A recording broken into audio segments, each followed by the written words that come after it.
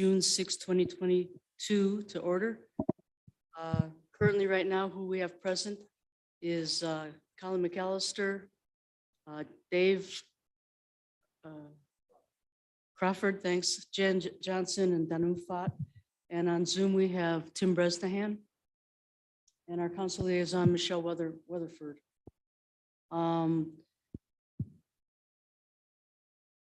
The first item of business is the approval of our agenda tonight. And I'm happy to take a motion to approve the agenda. Okay, Jan moves to approve. I so move. Okay, okay, Colin seconds. All in favor? Aye. Aye. Okay, our third item of business is the approval of the minutes from May 5th. I move we approve the minutes from May 5th. And do I get a second? Thank you, Colin. All right, all approve? Aye. Do we have anybody in the audience for public comments not on the agenda? Okay, if not, then I'd like to move on to our presentation of the Soda Springs Park, the completion of the conceptual drawing design with Hort Copeland and Mock, Robin Bartling and Mia. Go ahead, take it away, Robin. Okay, great. All right, well, in your packet, you got the community feedback results from both the in-person community meeting as well as the online survey. And so our goal today is to go through what we, the compiled information there, kind of what we learned from that. And then we also have put together kind of a list of potential program/park features that we want to go over with you that we heard through that community process, and try to get some direction on how we might proceed with what we want to include in the master plan moving forward, and then that'll kind of send us off on our way to make an updated plan that we'll bring back to you next time. So that's the goal for today. Did anybody get a chance to read through some of that feedback? I did. It's kind of a lot of information, but I'll take some time to go through it. And please feel free to ask questions along the way. So this first was just really, we wanted to put this together too as an opportunity if the city wants to share this back with the community. So it's a way to have the comprehensive information and explain what we did in the process for that. So that's kind of the first page. And then the second page, obviously, this is the plan that we took. This is what we shared with you before we went to the community. And this is what we had them respond to, and some specific questions were determined or outlined in the survey that we asked. So the first one, this is the online survey. Just the first few questions were just general demographic information of age, and then how often people were visiting the park. So there was anywhere between, once in a summer, once a year to several times a week or weekly were quite a few of the responses. So, and that's similar to what we heard from the community that was at the in-person meeting, is a lot of those that were in attendance live pretty close and frequent the park. And we heard a lot about how much it was a savior, especially during COVID. And, a lot of the houses don't have, a lot for yards. So it was good for everybody's sanity. So nice to hear that. Definitely a loved park from what we heard.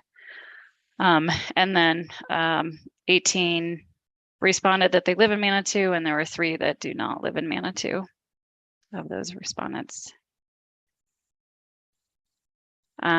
Just generally, this was a question we asked, what is your favorite thing about Soda Springs Park? And this is kind of basically sizes the words based on how often it's heard in those responses. So as we noted on here, a creek was 40% of the responses did involve the word creek. Some of the other ones, just beautiful, pavilion, play areas, events, music, roller skate even made it. So it's just kind of a fun way to see some of the things that are important to them for the park within the park. The next was, what is your favorite thing about Soda Springs Park? There were a lot of responses here. Again, this is that previous page that I showed you came from a lot of these comments. So you can see even on these, so each one of these sticky notes just represents every comment that we received during both the online and in-person comments. So again, a lot of there was roller skating, which I thought was interesting just because there's not a lot of paved paths, but maybe it's more around the perimeter. Proximity and access to the creek, events at the pavilion, the playgrounds, people commenting on the art, that they love the painted benches, playing with the little London winds in the summer concert. Let's see, let my kids play on the new West End part of the playground park. My younger kids like the playground. The pavilion when events and music are happening, the stream and the new bouldering rock. The creek and pavilion and rock playground. How much it feels like an extension of the downtown area. The landscaping pavilion and the West End renovation. And then formalized and environmentally friendly access to the creek. So it seems like and we also heard that at the in-person people, and you've heard that, I know, around the community. There's a lot of positive feedback about the improvements at the West End of the park. So it was good to hear that they're enjoying that. Robin, could I jump in real quick? with a Yeah, question? sure. Were people expressing that they wanted more access to the creek, more formalized access to the creek?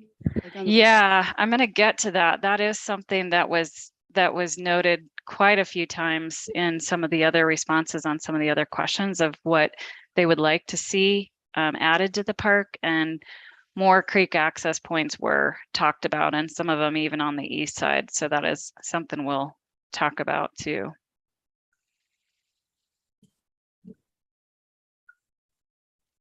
The next question was, what are some of your favorite activities to do at the parks? And we had quite a wide list, but just I kind of noted the top 5. Attend an event, they enjoy the views or watch nature, spend time with friends and family, lounge and play on the grass, and walk and run were kind of the top 5. Play in the water was shortly after that, and taking your pet to the park also was kind of in that right after that. So what's interesting is, they're doing everything in the park. It's definitely used for a lot of different purposes. And so it's, for a small park, it's definitely serving a lot of functions.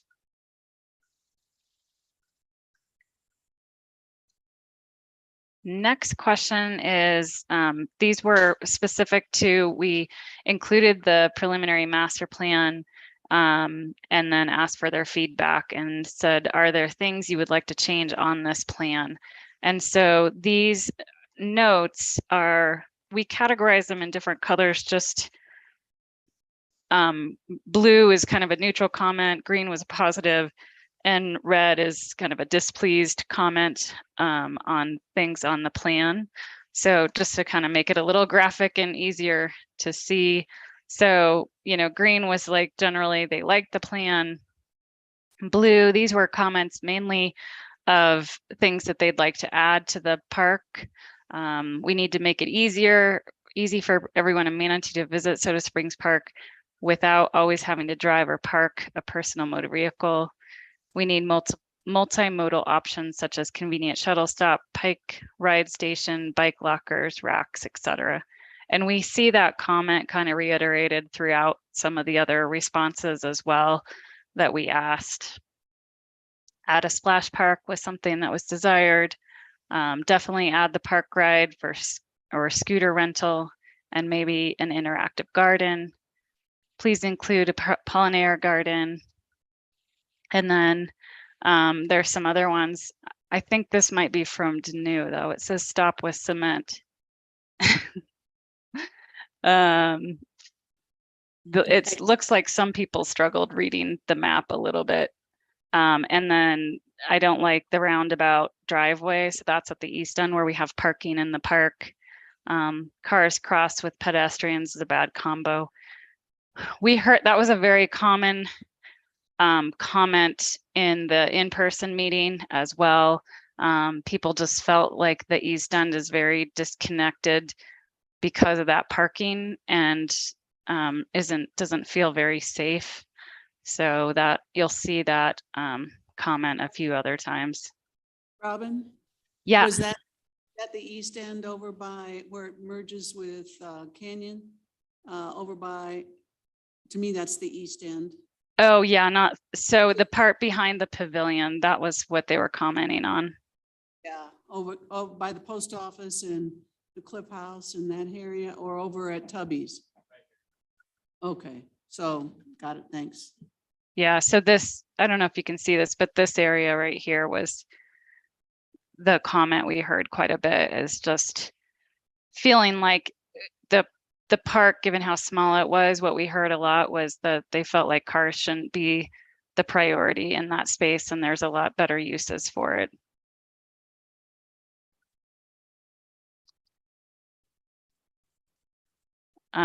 We heard on this to remove parking on the end of the park, and then the band would like more parking. So a little bit of difference of opinion there. And then moving on to the next question, this was directed specific to the playground concepts. So we had those different concepts that we presented of different types of equipment and, you know, kind of more natural, similar materials to what we have on the west end, more traditional, and then something that's a little more unique. And so overall, you can see, you know, they generally liked, there was some like to all of them, but we definitely saw in this question a preference towards concept 3. Then we dove in and asked specifically if you had to choose one, which is your favorite? And that's where we saw concept 1 actually had more votes in this question, concept 3 shortly behind that. And this is very similar. You'll see this was a dot voting exercise we did at the in-person meeting where we had the concept boards for each, and then we gave them dots to vote on their preferred concept. And so for both online and in person, it seemed like they were all migrating towards a combination of concept 1 and 3. 1 being that kind of nature themed, similar to what we have on the west end, and 3 being that more unique custom for Soda Springs. And these were specifically voting on all of the different play pieces that we had in those concepts. So when they were in person, they also kind of, they had certain dots that they would use to pick a concept as well as pick the certain play pieces that they really migrated towards. So this kind of gave us a good idea of some of the things that they liked overall on those concepts. Any questions on any of that so far? Are you able to see this okay? Okay. Yeah, we can see it. Okay. Yeah. I'd like to point out, I think it's interesting, you know, how the choices played out when we see sort of like the preference for those two things. And then when the actual individual items are kind of selected. They're sort of like mostly option 3, Mhm. something totally different, and then a little bit of option 1. Yep, agreed. We also had quite a few kids participate in the dot voting on site as well. So Oh, okay. Which I Yeah. imagine probably wasn't reflected in the online stuff. Yeah, not as much, because if you with the demographic information, most of the online stuff was adult age that were participating in that. Not to say they weren't asking if they had children, weren't asking them their feedback, of course. All right, so next question, what other play equipment or park features do you think should be at Soda Springs Park? So there's a wide variety. Small splash pad or fountain came in, popped up on this one again. Learning garden, again, that was something we saw earlier. This one says more parking, a sandbox, water feature, interactive fountain and garden that's solar powered or environmentally friendly, mushroom steppers. We had a lot of people who like those in person too, the little mushroom steppers. Another swing set or more climbing options. Should look at more modern progressive playground equipment. This person didn't think they were very forward thinking. An off-leash dog park also, and we see that a few times, and that came up the last time we did this too. Rock climbing. I mean, I think we always hear kids love to climb, so that's definitely a little more challenging and fun, I think. Other things, do you have any ideas for how Soda Springs Park could be improved? More water fountains near the playground, maximizing green space over hard surfaces. You'll see this kind of iterated over and over again. More green within the park overall, a nice lawn, native plants. There are several other ones, more trees.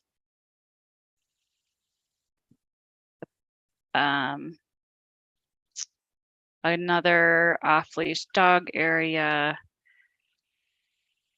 And let's see.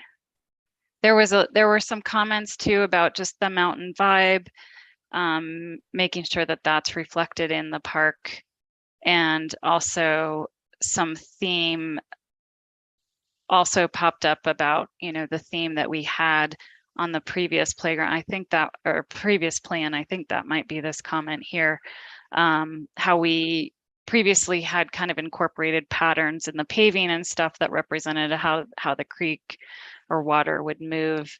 And so this one, I can read this one. If feasible, I like the idea of returning Soda Spring to the park. Also, it seems the pavilion is underutilized. Is there a way for the space to be the center of more community events, farmers markets, food trucks? I really like the idea of getting local artists involved somehow. We did hear that quite a bit, both online and in person too. Obviously, there's some art in the park already, and there was a lot of thoughts about utilizing the art community that you have. My guess is you've already seen or aware, but there are local artists, and but there are a couple of benches along the creek path between Green Mountain Falls and Chipeta Park that celebrate the creek area. Based on the info on the bench, it was designed by one artist and incorporated phrases from another. So this person just goes on about grant funding and how we can incorporate that, enjoying the creek. Robin? Yeah. At the beginning of that, it says, if feasible, I'd like the idea of returning Soda Spring. Is that the spring itself that I think is housed in the I think so. Manitou? Yeah, I think so. That was my thought too. At least that's how I interpreted it. The way it's written, it sounds that way. Okay. Mm-hmm. And then just keeping in mind dogs, which I think we've talked about too, that we know that people bring their dogs here as well. Upgrading more parking, upgrade the bathroom facilities, turn off the lights, dim or change to blue light. It would be nice to see a small area closed off for off-leash dogs. More music always. And then barbecue. I don't think it has a barbecue right now, so that's something that's desired. And then we kind of we categorize these based on, like I said, some of the common themes that we were hearing. So this is really about vegetation and grass, and there was just a lot of comments about wanting more gardens, more trees, more plantings, more green space. And I think from what we were hearing in the in-person meeting is just there was a lot of reaction to the area where there's parking and even the area where the events are in front of the pavilion, and just feeling like they weren't the friendliest surfaces and felt very park-like. So I think that's what similar comments to all these. More comments about specifics for playground. One of the comments talked about surfacing, replace wood chips with rubber bits. I think they're referring to poured in place surfacing, which we can talk a little bit more about later. And again, we heard several comments about accessibility to the park, within the park, and within the playground through some of these comments. So kind of some common themes. Bikes, a lot of comments about bikes, bike racks, having bike lockers, having the bike ride. I think a lot of people really wanted that. I remember some comments, I don't know if it's on here, if it's in this location, but just we should definitely have a bike ride hub at Soda Springs. Scooter rental was another thing that came up. And again, here's another one about multimodal, the multimodal options. And then the pavilion, and we, again, we heard this in person as well. I think there's a lot of people who just feel like it's underutilized, and we heard some comments about it wasn't open as frequently as they like it to be. As far as I know, that those gates on the sides are open, I think, daily, but there were some people who didn't think they were open that frequently. And just general sprucing up the pavilion, that it looked dated, it needed to be upgraded. And, you know, just I think the impact of the pavilion being locked, which I believe is for, you know, safety, and what they felt like detracted from the park overall. So. And there was a lot of comments about more activation through events in the park. Hard surfaces, you can see, you know, the red are really ones that were not psyched about too much hard surfacing in the park, preferring grass over crusher fines, and not liking all the parking. Again, ADA accessibility is important, and I think more seating we kind of heard throughout as well. And then there's another barbecue comment. And then history art, again, we heard that quite a bit. We heard about making sure, or trying to incorporate Native American, the tribal groups into the art and into the design for this project. And again, just one guy talked about, I thought it was kind of a good idea, was to paint a mural on the back of the buildings on the park side. That could be something that speaks about Manitou Springs or specific to Soda Springs Park, but just makes it much more aesthetically pleasing than it is right now.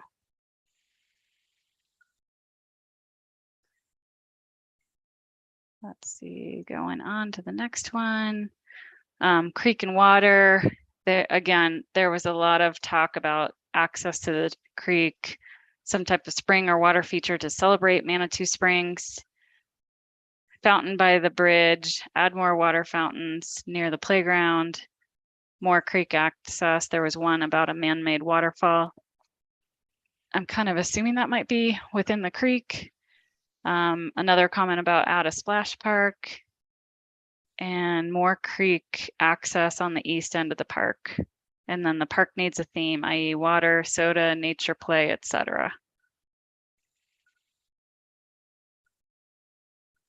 And then we had one kid who wanted a swimming pool.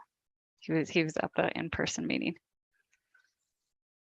Again, multimodal, talking about electric charging stations, activate the back of the buildings, and plug in for food trucks, which we were planning on doing, upgrading the restroom facilities, and add outlets for those food trucks. And then need something creative here in the roundabout parking instead of parking. So that's another one. Similar comment. And then these ones, we didn't have a specific category, but again, some of the similar things about dog parks. We heard about that a lot, barbecues, and more comments about the lights.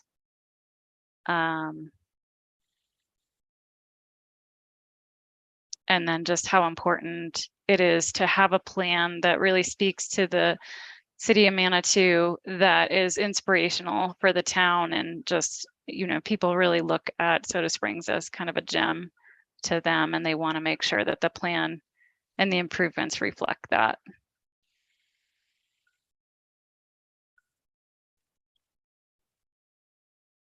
On this one, we just, based on some comments, ones that we've frequently heard, create less hard surfaces, crusher fines, and parking, and add more park elements like trees, grass, gardens, add space for bike storage, bike ride stations, update and improve the pavilion, add a new water feature, and strengthen connection to the creek, involve history of Soda Springs in some way, the Native American history, town history, etc. Dogs, food trucks, lights, events, swings are all on commonly spoken about.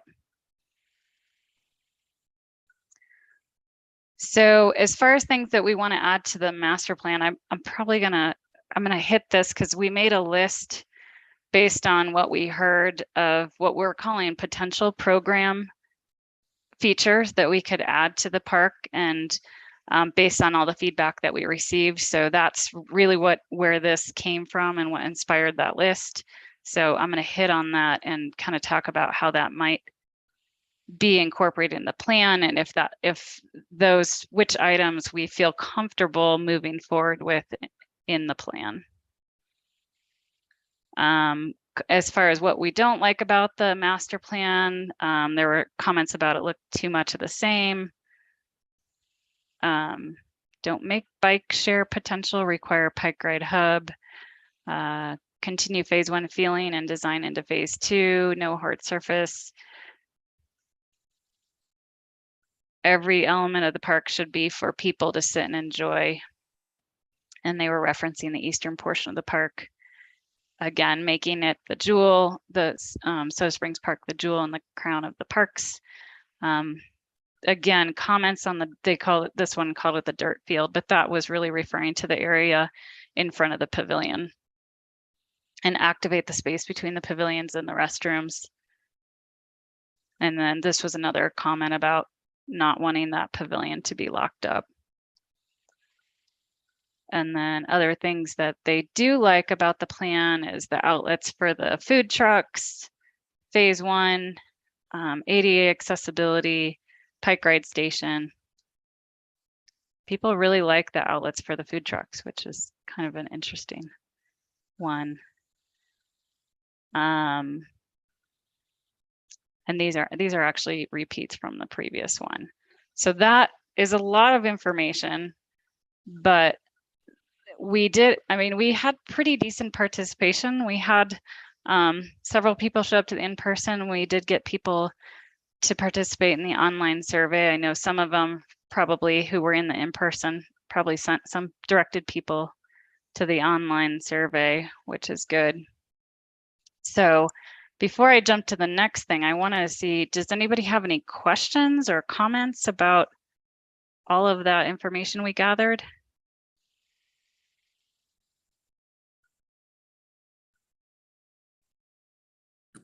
Hey, Robin, we got a question. How many people participated?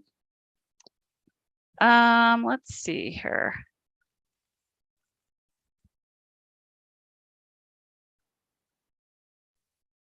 I think we had about 20 participants for the On this. online survey. And I think in person, we probably had similar, Yeah, about- maybe a little more than that at the in-person one. there was a good mixture of kids and teens and parents, and probably a good at least 20, if not more than that. Yeah, some people who stumbled upon it and some people who knew about it.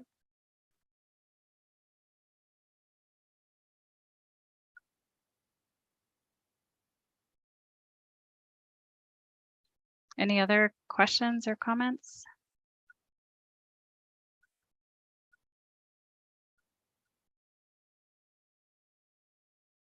Okay, I'll move on. So the next thing I wanted to cover was, as I mentioned, the potential program features. So this is a list of all of the things that they'd like to see added into the park that we gathered from the community input.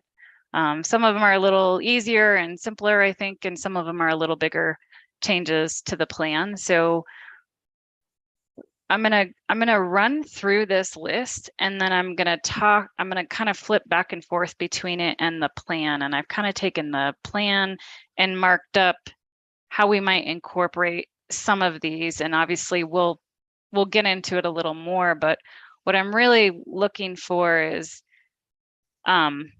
what you feel comfortable adding to the plan.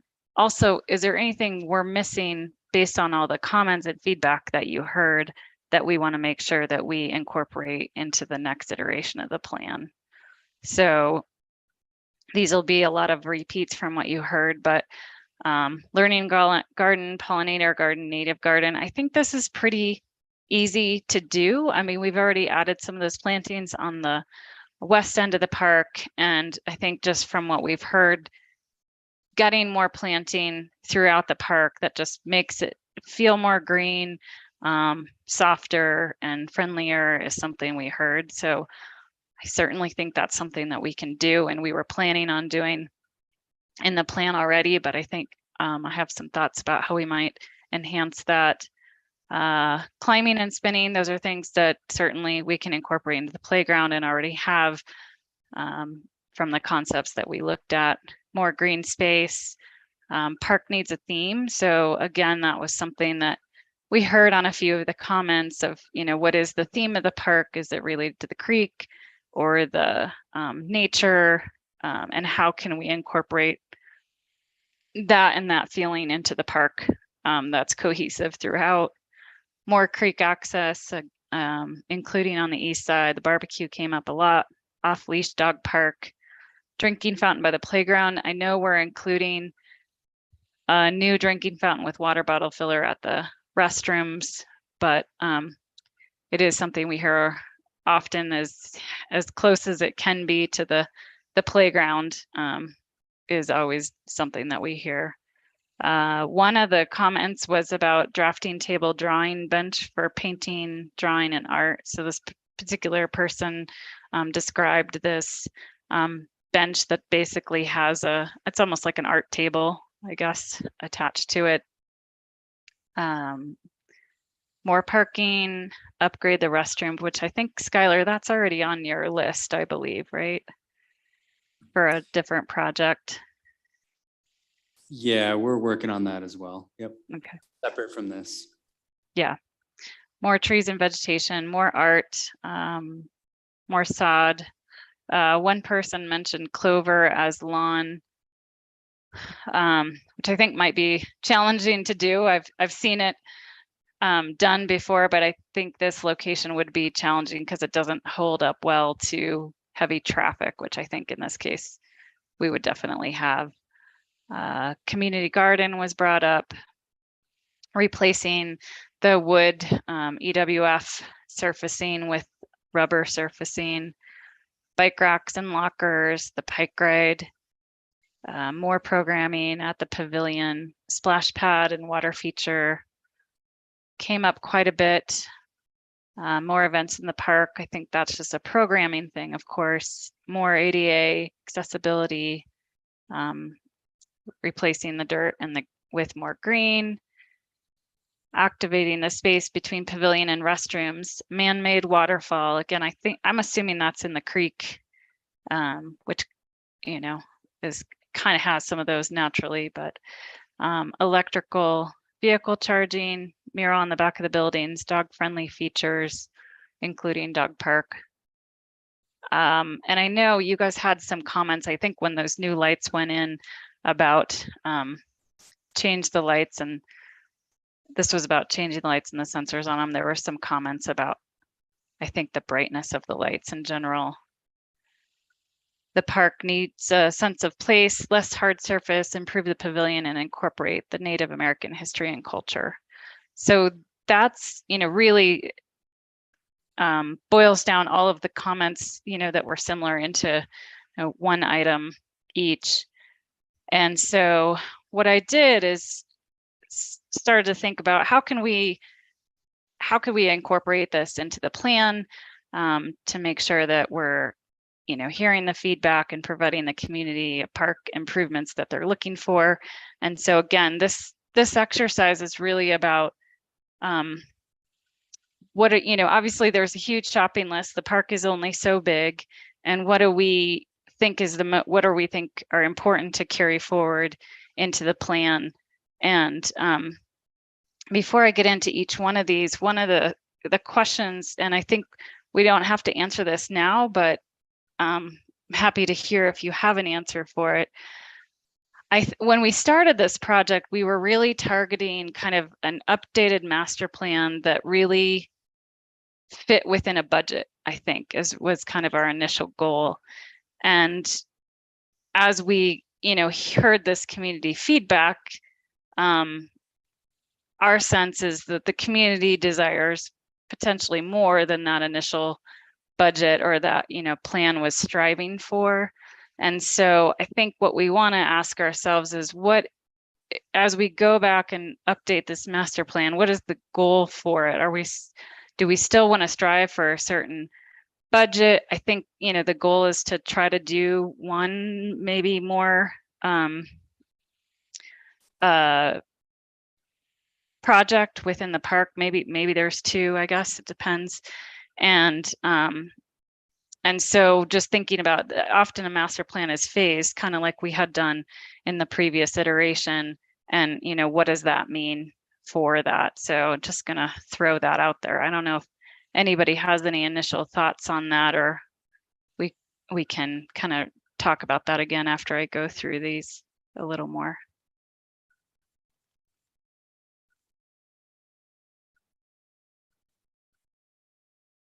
Okay. So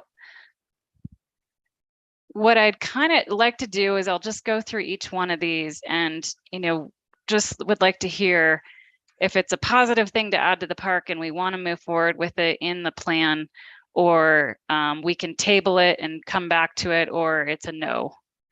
So the first one, I'll just kind of start at the western end here, middle, was to add another drinking fountain. And I think if you did this, you would do one of the drinking fountains that has a water bottle filler in it, which are certainly available over by the playground. My thought if we did that is that it makes sense to do it at this end because you already have one down at the restroom. And I think the question in my mind is there's certainly, drinking fountains are not cheap. We have to connect to the water line. There's usually you know, a stop and waste valve, and I don't know if we'd have to do a separate meter for this or not, but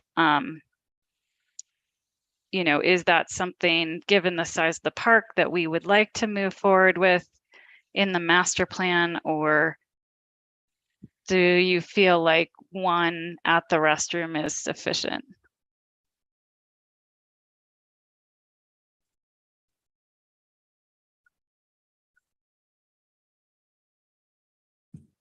What kind of cost are we talking about? Because, you know, it would certainly be nice, but Mhm. I don't know if it's realistic. Sure. I would say ballpark is probably around $15,000, and it ultimately depends on how easy it is to access the water. I know we do have water down here. So I'm hopeful that it wouldn't be too difficult to connect to that. But that's about what we have seen more recently for that.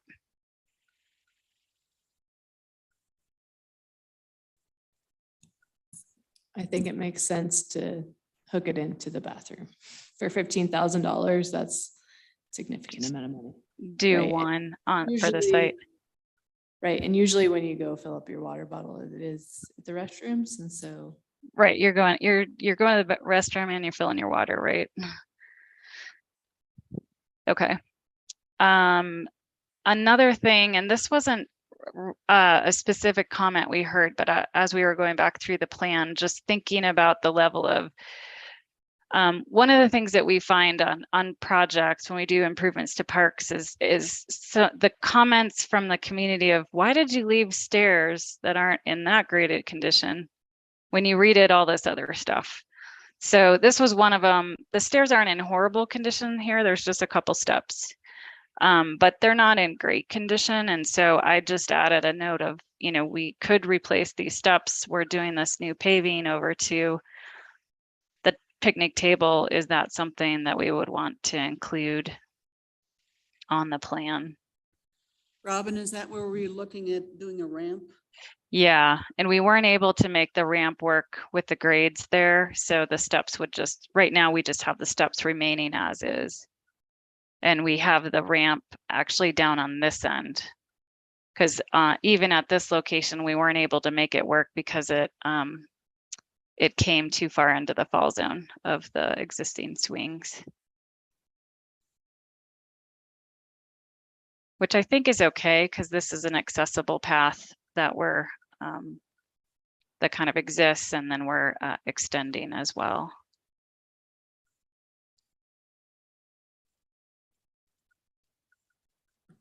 Yeah, I think we include the steps. That would be a nice improvement to the facility. And I don't think that's a huge cost. No, I don't think it is either. And you have concrete coming to the site a little bit anyway. Another thing, we hadn't noted it before, but we did have it on the previous master plan, was just enhancing the streetscape along this edge. So that's kind of the green that you see along here. We did talk about it down in this area. I know there's some utilities and some other stuff going on in here that we wouldn't be able to green up necessarily, but I think that is certainly a worthwhile improvement and addresses, you know, gives us more green, and we can, you know, all these areas where we're proposing plantings, we can certainly do plantings that are pollinators and native and have that value of kind of a learning landscape within the park. And I think there's an opportunity to connect, you know, those plantings and really, you know, kind of share with the community on plantings that you can grow that can be successful as well.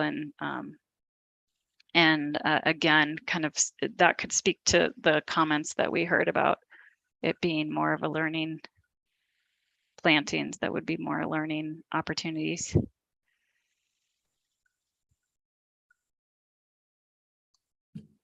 I guess I'd rather use the money for the planting and the greenery than replacing that one little section of steps.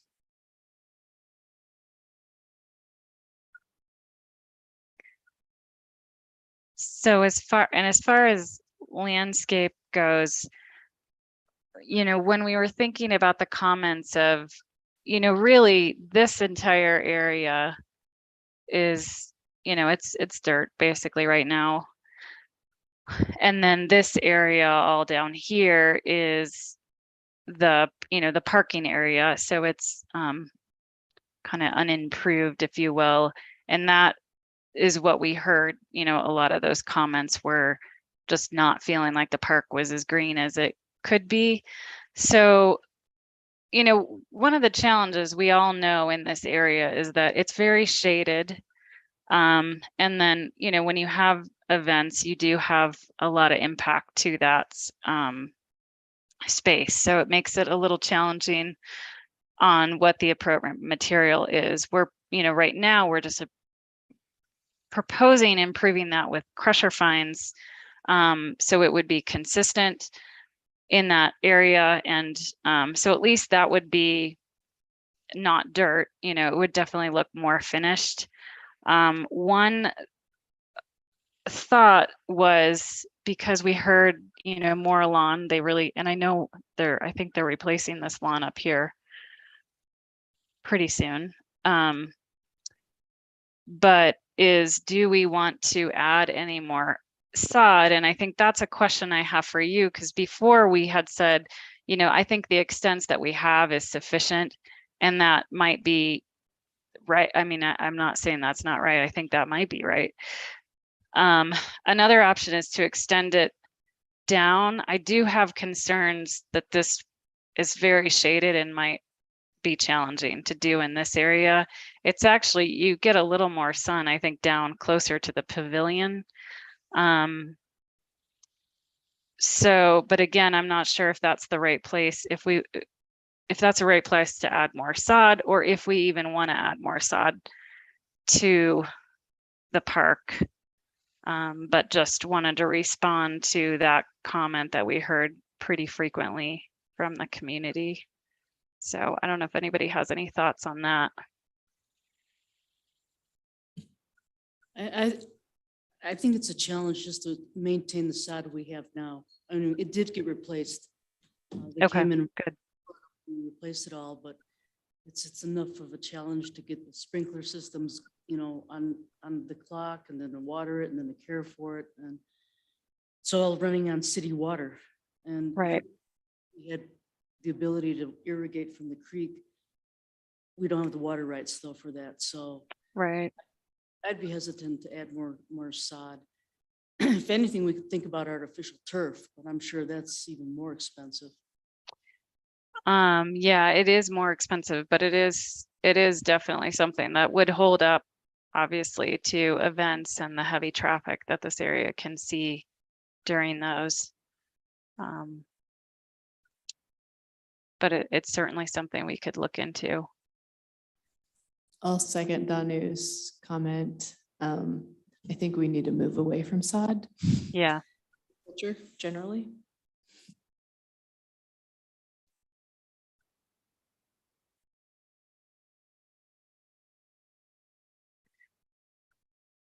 How does anybody else feel about synthetic turf?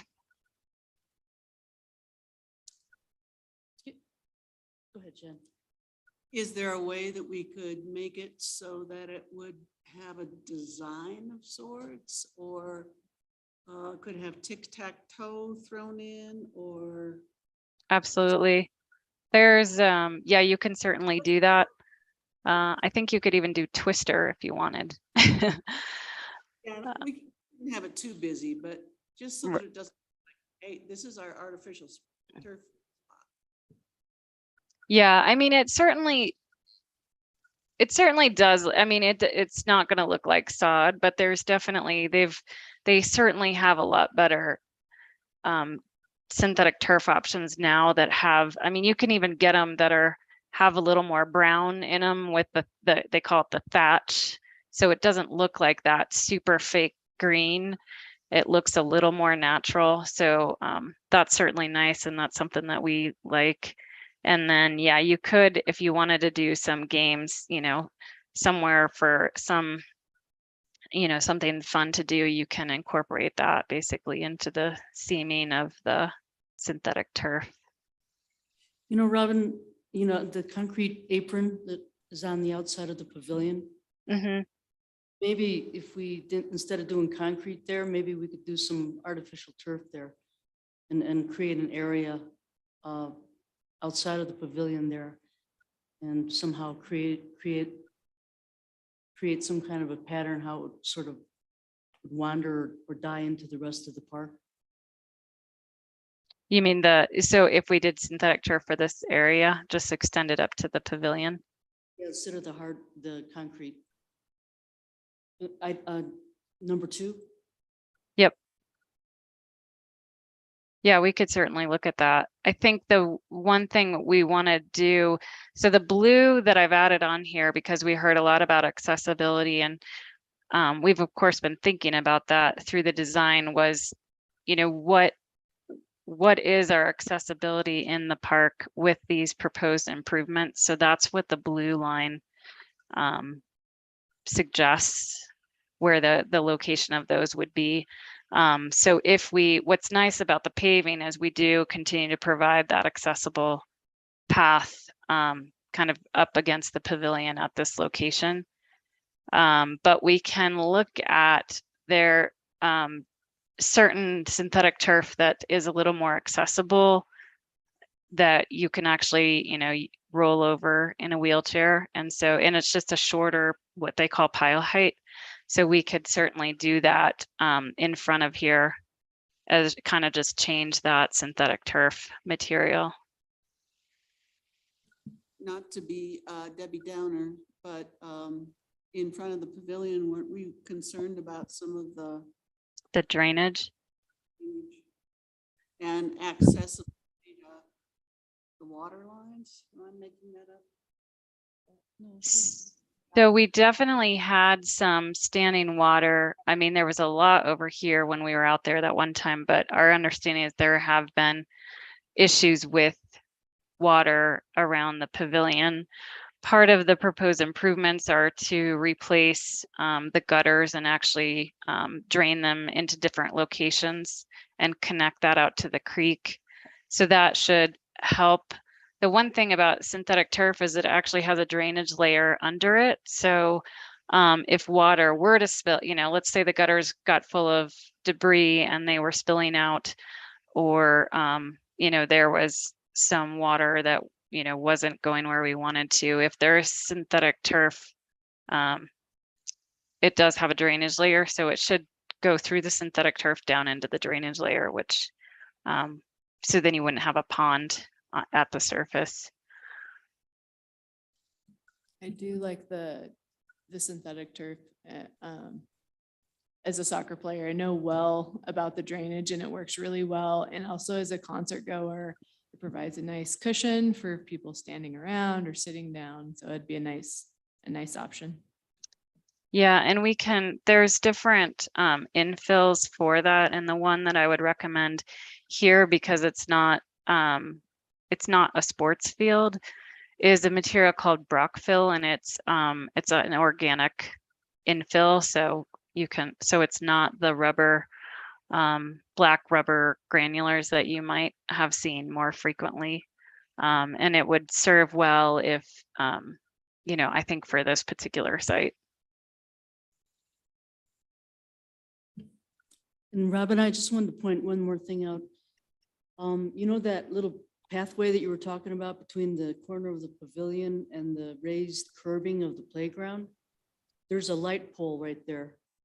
So that would have to be moved, but it's a very narrow space there. It is a very narrow space. Yeah, Mia was studying that, and there's like a boulder there and a light and some things, but one of the things for the next phase is we would definitely need to get an updated survey, because what we found is it definitely had some gaps in what we have, but yeah, it's definitely threading the needle through there. It's a little bit, it's almost like that ramp is sort of at grade. It slopes up, I think, a little bit. Mia, is that correct, to get into the playground based on that access point? So yeah, that's a good point, Danu. When we were trying to figure out how to find a good accessible pathway in there, we were like, that's a little tight. But and there are some existing boulders that were weaving it in between the boulders and the existing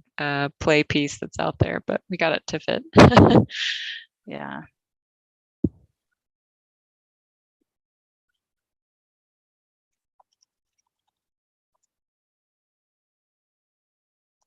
Okay. So look at synthetic turf for this area, and then if we can, it sounds like let's try to eliminate this paving at this location.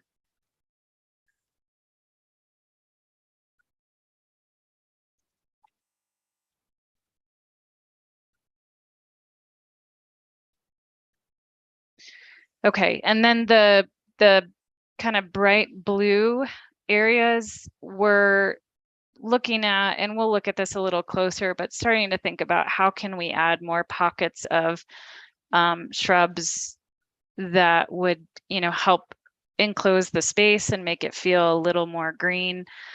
We added this one over here previously in the plan, but this was a thought of, you know, how do you feel about adding a few more areas that would help, you know, green up the space and make it feel a little more park-like, and again, an opportunity to get some native plantings in the park. What kind of plantings are you talking? I think it would Low- mostly be shrubs. You know, perennials are a little more intensive for maintenance, and so probably just low shrubs in those spaces,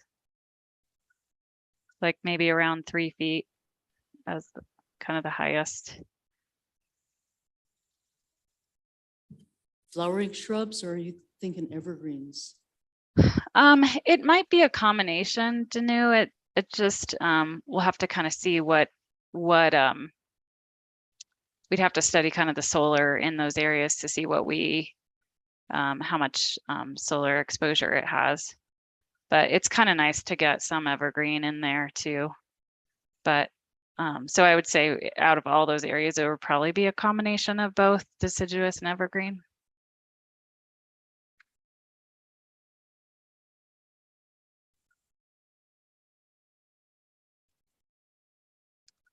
Does everybody feel comfortable about adding some additional planting, or any thoughts on that? Sounds good to me. Okay. Good to me too. I know the police like to have a way to look in and see what's happening. But Yeah. I think bushes and shrubs should be just fine and a nice addition. Would those be in raised beds? So they're like also seating areas? I mean, we could potentially look at that. I was thinking probably more that they would just be at grade. They may have, maybe they probably want an edge to them, like a concrete edge. And anywhere that we have, if we do synthetic turf, you always need basically a concrete edge so that they can do the nailer board up against it.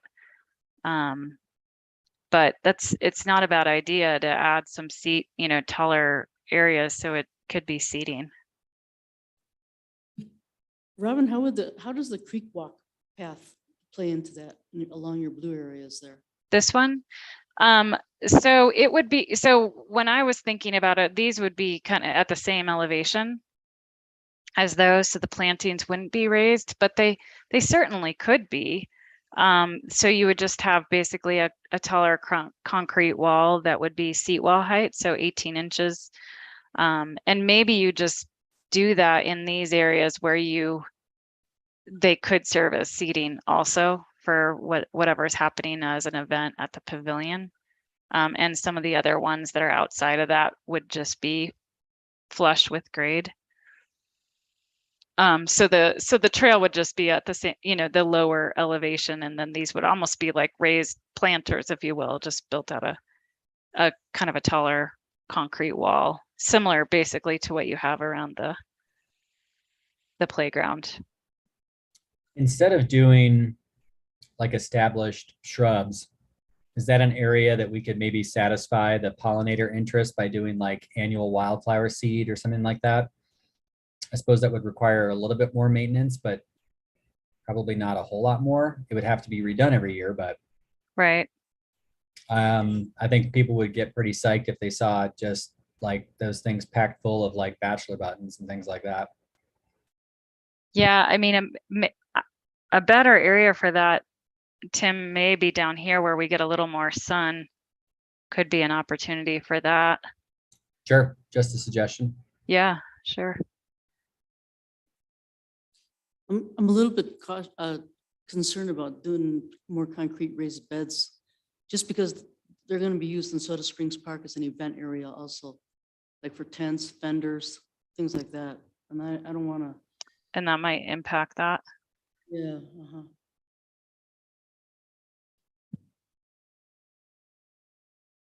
like this year, they're gonna have the beer garden there. And it's gonna be challenging enough with the boulders in the middle of the park. Yeah.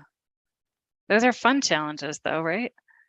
That's Yeah. what I was just gonna say. That's I We love already that- don't have enough beer gardens. We need to be careful with that. The one of the people who came to the community meeting was telling me about how the kids come in the park and they ride up their bikes on those boulders and they have a whole little loop, and it was pretty fun to hear. I was like, oh yeah, it's like, that sounds fun.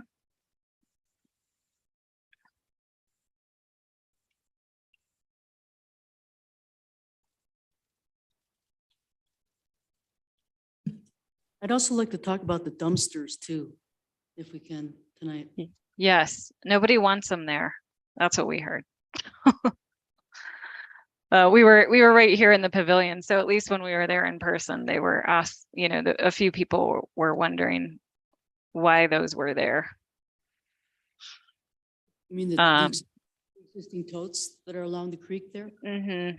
Yeah, I think the new plan is that the Business Improvement District is going to pay to have 2 dumpsters for the 3 businesses that have those totes, so that the 3 businesses can use the dumpsters, a recycle and a waste dumpster. But the question is where to put them. And so I wanted to work that into your plan somehow. okay. I think they're talking about 2 3-yarders. 2.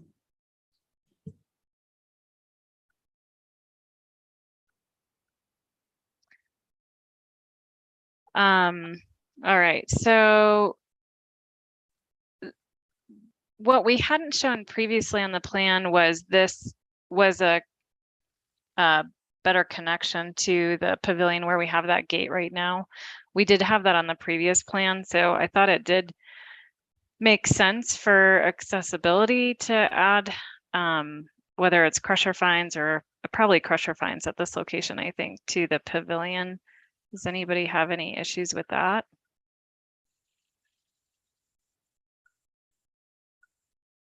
That's coming across the bridge, right?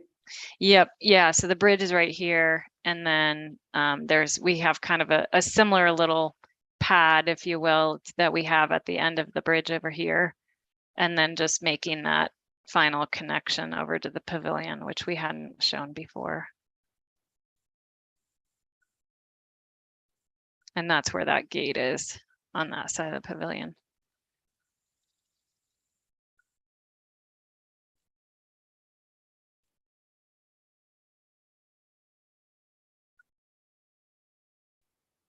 Everybody okay with that?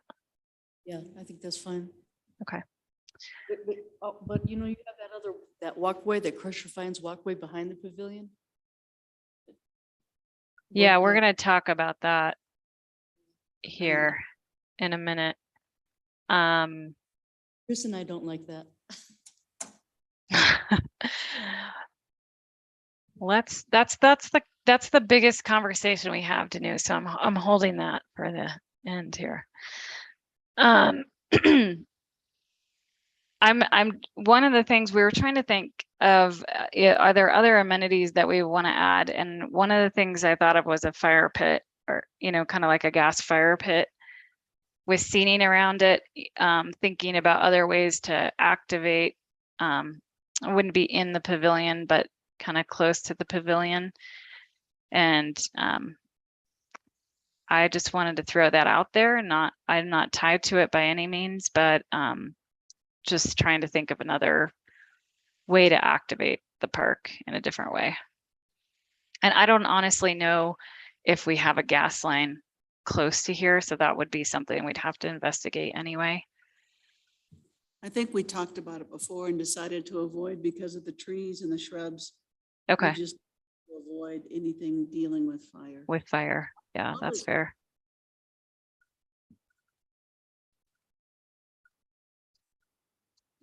Okay, another thing, and I have some images, some precedent images we're gonna show you after going through these, just to get a better idea what some of this might look like. But we heard a lot about improvements to the pavilion, and for aesthetics as well as activating the pavilion. So some of the things that we thought of, and I think Skylar, you said I feel like you said there might have been an evaluation of the pavilion done recently, potentially, or maybe it wasn't recently, maybe it was a while ago. But in any event, I think, we talked about improving the gutters and the drainage off of the pavilion, but other things we can do are just, aesthetics, like repaint the pavilion. We could also do, mural or, some sort of decorative painting or topping coat on the pavement in the pavilion that might be artful and fun.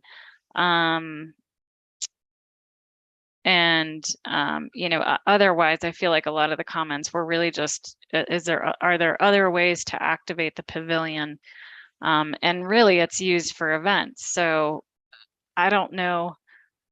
I guess another question is, can the community rent out the pavilion for an event, or is it just public events? Community, anybody can. Anybody can. I don't know if that happens very frequently, but obviously that's not helpful for, the public if they're coming there, but just, more people activating it obviously is a good thing. So It's used quite a bit. We had a wedding there last weekend. It's okay, rented nice. quite a bit for private events. Okay. So those were just some ideas that we had, and I'll get to the images and we can certainly come back to that, of just ways that we can kind of improve the pavilion. Let's see. So in these orange asterisks that you're seeing, we heard the comment about incorporating more art into the park. And so we identified some locations that we might look at that. And those could be, we usually just call them art opportunities so that they're on the master plan and thought about in conjunction with the improvements to the park, and something that can be part of future projects or, specific to, arts installations. So that's what those are, and we can certainly move them around. But one of the thoughts that I had is you could really, there's already some art in the park, obviously some of the seating, there's art even in the, on the walls and in the windows of the restroom. And so just starting to tie kind of an art walk, if you will, through the park that could connect these different art pieces. It doesn't mean it's a direct path, but it's just like visually you would see these, and they're almost cues as you move through the park. So that's what those different asterisks are. And then the purple circles, we heard a lot about bike parking, bike lockers. It seems like just the desire to have kind of close bike parking next to the playgrounds and different features in the park. And so I know we talked about the bike ride, which obviously seemed like it was very desired, but thinking about there might be some locations, these might be locations that we add some bike racks in the park to kind of help with that. There were several comments about bike lockers, which I thought was interesting because those are, quite large features that you actually put your bike in and it locks. And I don't know that this park is really the right place for that because they do take up quite a bit of room and just another thing to manage. But I thought we could certainly address bike parking with some additional bike racks within the park. Just a comment about that. From what I know, the bike lockers came up as a possibility for this end of town, maybe over on the Manitou Avenue side where there is inlaid with a concrete couch, the Soda Springs Uh-huh, right in here. walk. Oh, that would make Or- sense. More room there if there were to be bike lockers, because they are large pieces. And the only place at this point where bike lockers are being discussed is down at Hiawatha Gardens. So this end of town, there wouldn't be any. Okay. And there's been a request from some of the citizens to have bike lockers in both ends of town. So if you have another idea, that'd be great. Yeah, I think that's a great location because you do have a little more room. It's on the downtown side, which also seems to make some good sense. But yeah, I was a little worried about the, kind of the real estate that they take up, and I wasn't sure. So it sounds like you're already thinking about them at another location, just the management, if it's not something that you have already, is just another operations layer. I think Hiawatha Gardens is more appropriate for that, because you're right, Soda Springs is so small. I'd hate to have it all cluttered up with more bike lockers. I don't What- think they're thinking about it in the park. I think it's On the, this- yeah, which- kind of in this area, right? which would cover some of what the citizens are wanting. Yeah, we can certainly look at this a little more about space and what those lockers space-wise could take up, or how many seems to be appropriate based on that space, and get back to you on that as we develop this further. Since it came up, I just think we should address it and at least be able to have a suggestion Sure. and a suggestion of it not being in the park. Do you have any pictures for next time? Or you could just. I can send us- probably pull one pretty quickly here. Let me just look. Never seen them before, so I don't know what I'm looking at. or- Yeah, there's a lot of different ones, but Hey, They- Robin, yeah.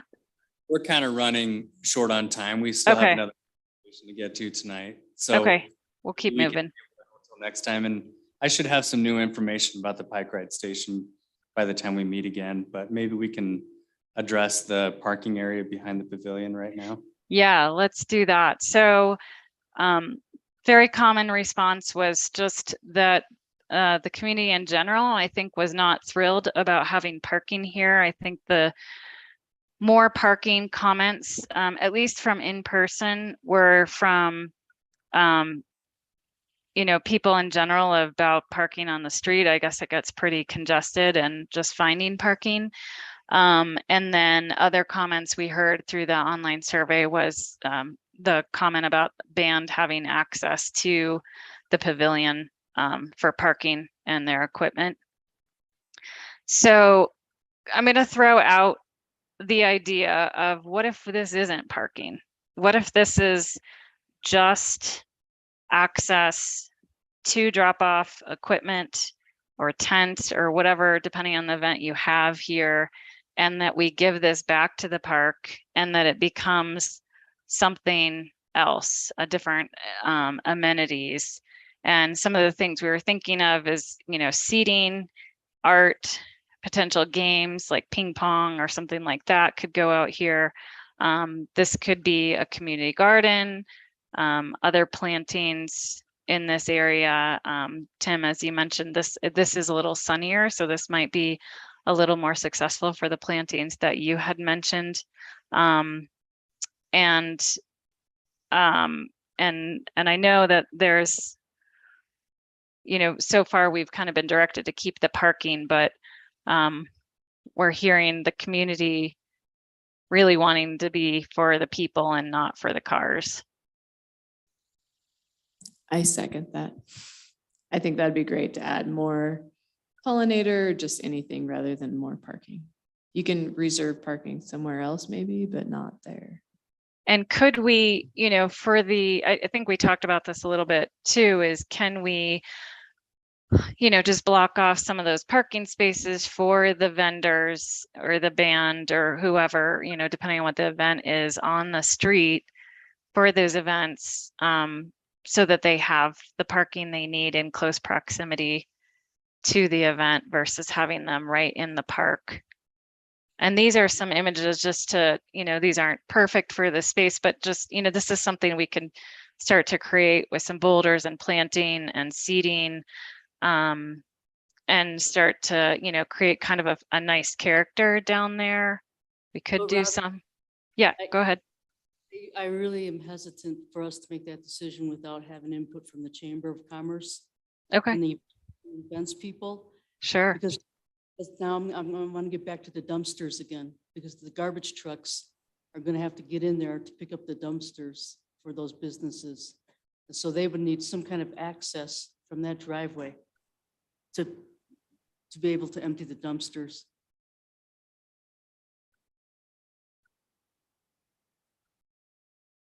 Can we reserve parking along that other side right there where 2 is? They Like charge right us, here. Okay. and that's the problem, is what we have to end up paying for anything like that. For these parking spaces along the street. Right. But for special events, I can get those fees waived. I know a guy. Hey, Skylar. But still, hey. Skylar, we're We opening- can, Yeah, we're opening. a but can- you're a right. We can of should have worms, this conversation with Yeah, the chamber yeah. because it impacts them a lot, but. Big time. And we're gonna, I Yeah. think what Robin's solution was, and this also goes back to the dumpster, is having one access road to the pavilion there and back, and then have a turnaround spot so that the dumpster can access it, the band can drop off their equipment, or food trucks can even park there as needed, but it doesn't take up an entire area. So I think that was the thought. Is that right, Robin? That's correct. And the thought is that you would make it feel pedestrian. It would be scored or stamped or something so it feels like a pedestrian path. And sure, it's going to be wide because it accommodates vehicles, and it's going to be, the depth that's needed to accommodate those vehicles. But what we heard, and we specifically, this is one of the questions we asked at the in-person meeting, is how they felt about that, and this area. And they were like, people walk through here all the time. I don't know why this seems dangerous with, cars and people here. So I think that's where we were thinking, can we still give them the access in close proximity, but, kind of give it back to the pedestrians? And Right, I because- say, come up with that concept. And we can have our next meeting with chamber people included. But we've been talking about doing a variation of that since 2013 when we started this program. So it's a squeaky wheel. Maybe it'll actually get oiled. Right, but I just Well, want to. now we have some public input. I think, from the public input, there were a lot of contradictory things. Like, we want native plantings, we want sod. We want playground type 3, we also want playground type 1. But the one thing that was consistent was we don't want cars, we don't want hardscape, we don't want concrete. So I think if we can find a compromise solution for that area, we should. I mean, as far as I can tell, that's the only real clear message that I got from the public input. Yeah, that's 100%. definitely what we feel too. Because and what are they going to use that for 25% of the time? So we need to try to accommodate that, right? Of the dumpsters, the parking, so 75% of it will be pedestrians using it. So it's that balance. Yeah, I think there was just the feeling that the restroom to the pavilion, it was just separated, that it almost doesn't feel like part of the park.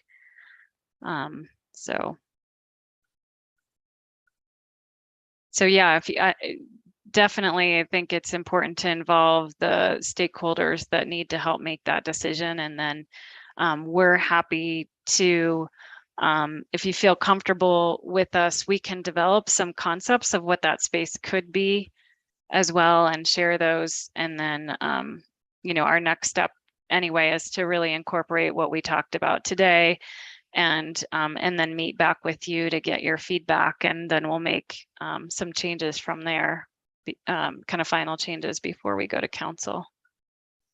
Sounds good. Yeah, it's also the summertime concert series is starting up in Soda Springs too. So that area is going to get used a lot for cars and vendors and Right, because that's every week, I think, right, for the most part. Well, it's Two nights. every Monday and Thursday, isn't it? Oh, okay, 2 nights.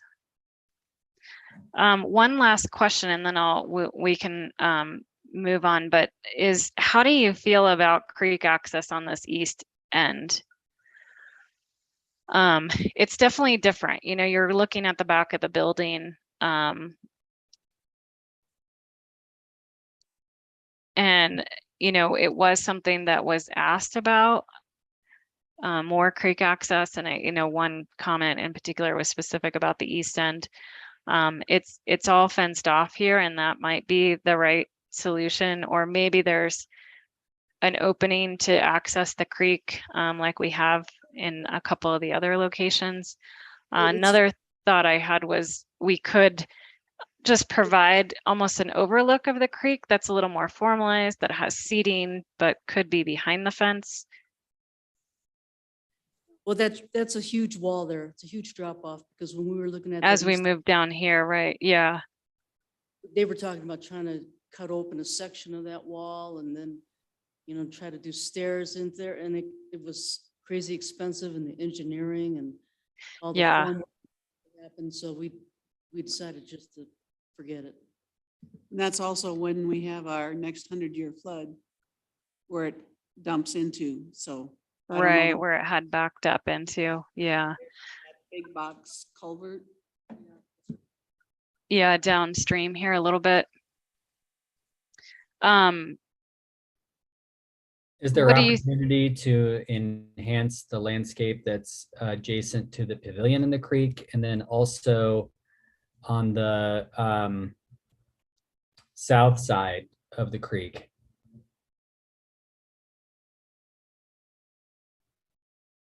Like in the park proper. So yeah, like the area across from like number 10, a lot of that's really overgrown. I mean, the bank is a little bit steeper. But could be, maybe there's some opportunity there. And then, like I said, what about the south side? Go back to this one. I don't know. Tim, are you talking? I don't know if it's possible to get any access from the sidewalk outside the park down to that area. No, I'm Oh, talking down about here. farther up, like across from the areas that are already used. Oh, right. So more in this area, probably. Yeah, I think there's there another and- creek access here. Yeah, there, and then even on the south side, going like all the way up to almost to where the new block stairs are. There's like an embankment on that side that's pretty much just garbage and scrub oak, or not scrub oak, but runty Siberian elms. Are you talking about up here? No, not that far. I mean, Okay. like right where the word fountain is. Oh, down here. Yeah, on the south side there. Like on either side of the bridge.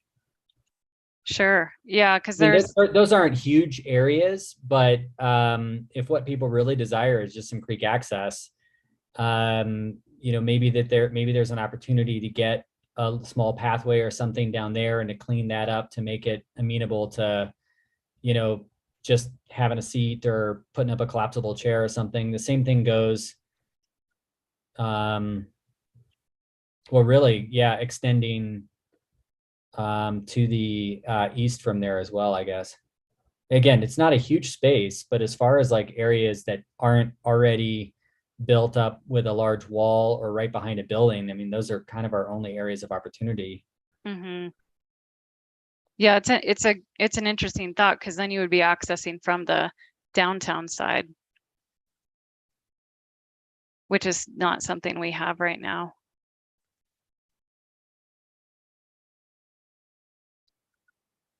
we can take a look at that, where there would be good opportunities for that, and bring that forward, and we can talk about it more at the next meeting.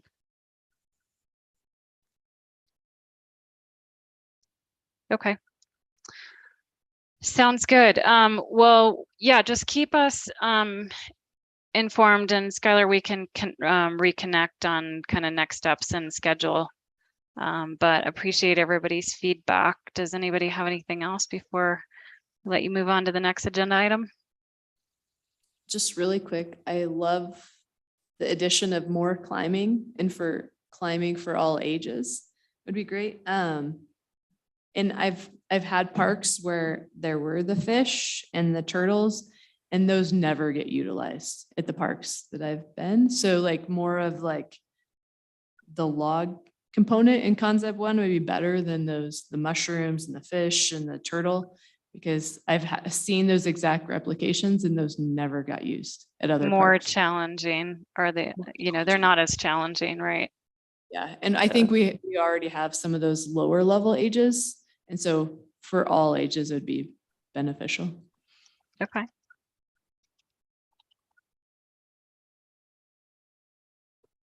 Great. Anybody have anything else? I think we're good. Thank you, Robin. Okay, thank you. All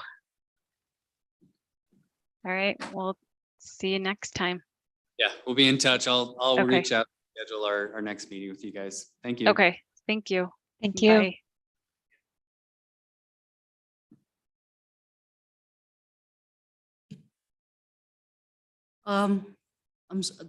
Thank you for being so patient with us. Maybe we'll take a 5-minute quick break if anybody would like to use the facilities or anything. If not, I'll just go ahead and call our next item here. We have the 183 Crystal Park Road for the land dedication.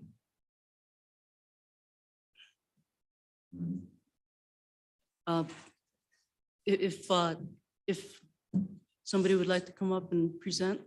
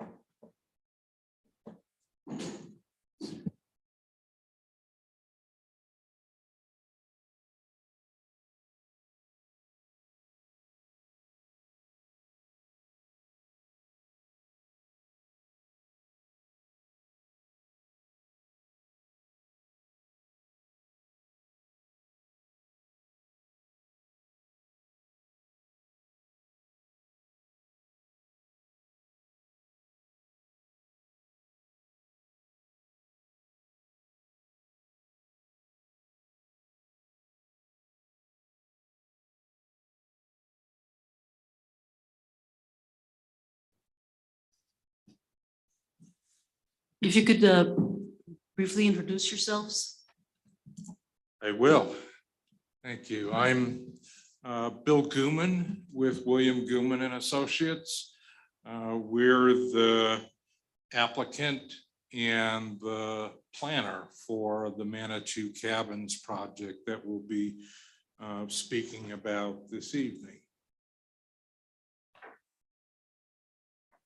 Do you want all of us names? Sure. Okay. I do have team introductions coming up on the next slide, so.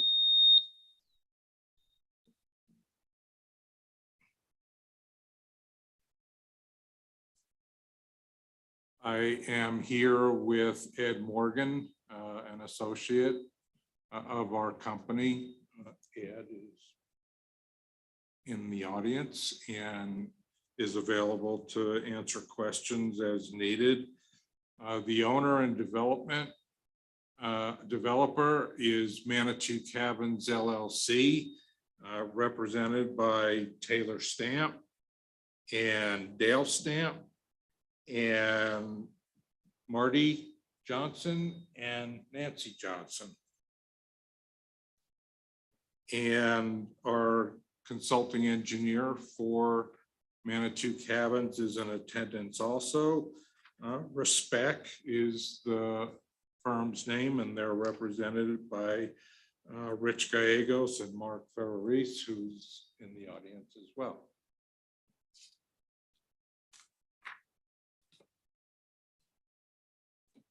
This is the site of Manitou Cabins. I'm hoping that everyone has visited the site and is familiar with it. The site is at 183 Crystal Park Road and is comprised of the existing cabins on the west side of Sutherland Creek and a vacant tract on the east side of Sutherland Creek. And you've got everything in front of you also to refer to.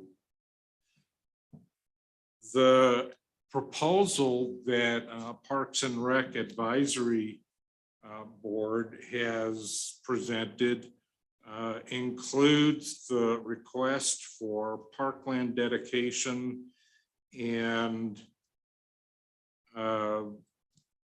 connectivity to Sutherland Creek. And in speaking with the owners of the project, we're aware of what the requirements are. We've met with Skylar and I think several members of the Parks Board had been there to attend when we did. And Hannah Van Nimwegen, the planning director, walked the site with us so that we could visit the request on site and determine what the positives were and what the constraints were. It's obviously a unique site. We're planning on proposing, or we propose to retain all of the existing cabins that you see on the property right now. So we're extremely concerned as far as how do you fit park space and land dedications for access easements to a creek on an existing site, and be able to provide the eventual homeowners of these cabins with the private space of their own lot, their own home, with a minimal amount of intrusion from the public onto the property. So we did have several concerns that, Skylar, if you could go to the next slide, we're itemizing them for you here. We've got about 10 different items. There are concerns about introducing public areas onto private property, especially private property that's actually pretty limited on available space for public use.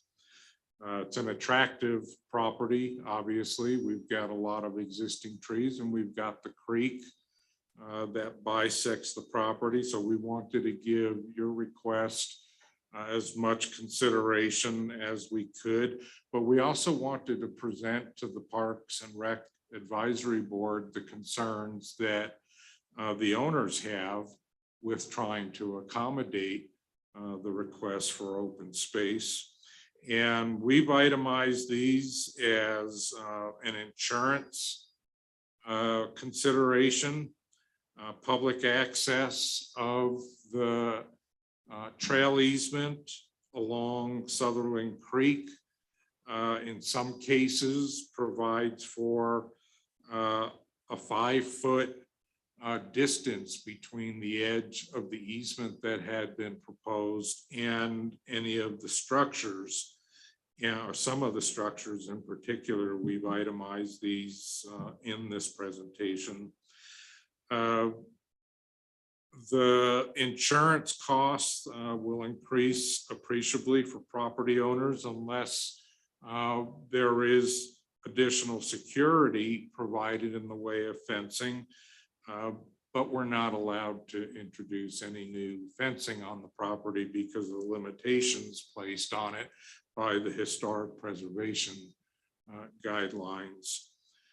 Fencing would be required to discourage public access and trespassing into the private residential property, especially at the northwest location of the pedestrian bridge. There was a request that we provide an access up to the pedestrian bridge.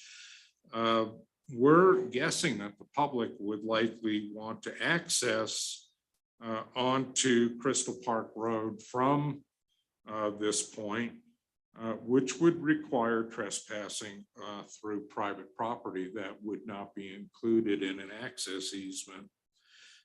We're also expecting the open space request and the open space to become a high usage area for dog walkers. And we have concerns for off-leash dogs straying onto private property and excessive dog waste becoming a problem. And the reason why we're bringing these up specifically is because this has been an ongoing problem with the existing property that we expect to carry forward. Access, public access that is proposed through the property, particularly on lots 14 and 15 up to the detention pond area, will require a trail that borders lot 16 and cabins 23 through 26. Grading of these specific areas likely will introduce erosion concerns and be expensive to and pretty difficult for the city to maintain after access is granted. I don't know which site plans the board has seen and has been given access to, so I apologize that there aren't full-blown plans that are available for you to look at. They can be provided, but we're assuming that you had seen the submittal documents that have been provided to the city already. As far as city maintenance goes, there is no logical solution for the city to gain access to the detention pond in the open space area from Crystal Park Road.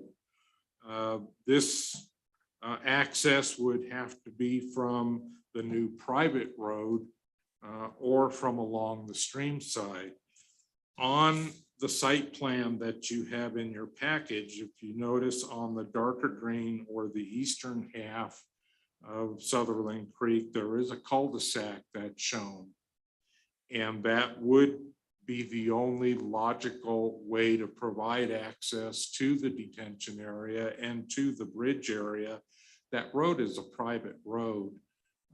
We're proposing that it be private and limited access to the new lots that would be on the east side of the creek. We have not decided yet if that access road would be gated, depending on the type of homes that are actually going to be developed there. This road is not intended for public access. There are FEMA considerations to be addressed if any additional trail or new bridge is built within the designated flood zone. We can address specifics regarding FEMA requirements. I know our engineers, Rich and Mark, have been dealing with FEMA for quite a while now, trying to determine exactly what it is that needs to be addressed regarding minimal disturbance of the floodplain, which it's not a disturbance to you, it's a trail easement, but FEMA will have input if we are to introduce any new trail easement along the street or along the stream corridor. Parking and traffic. We've already received a fair amount of input from our neighbors. Our neighbors have been very generous with their opinions on what our proposal is for Manitou cabins, and we've tried to accommodate as many of these opinions as possible, and a lot of the input that we've received has been incorporated into the concept plan for Manitou cabins. But parking and traffic along Crystal Park Road seems to be close to the top of the bullet list of concerns of nearby residents. And we are proposing to install a sidewalk along Crystal Park Road as part of the way we will address pedestrian traffic in front of or along the frontage of Manitou cabins.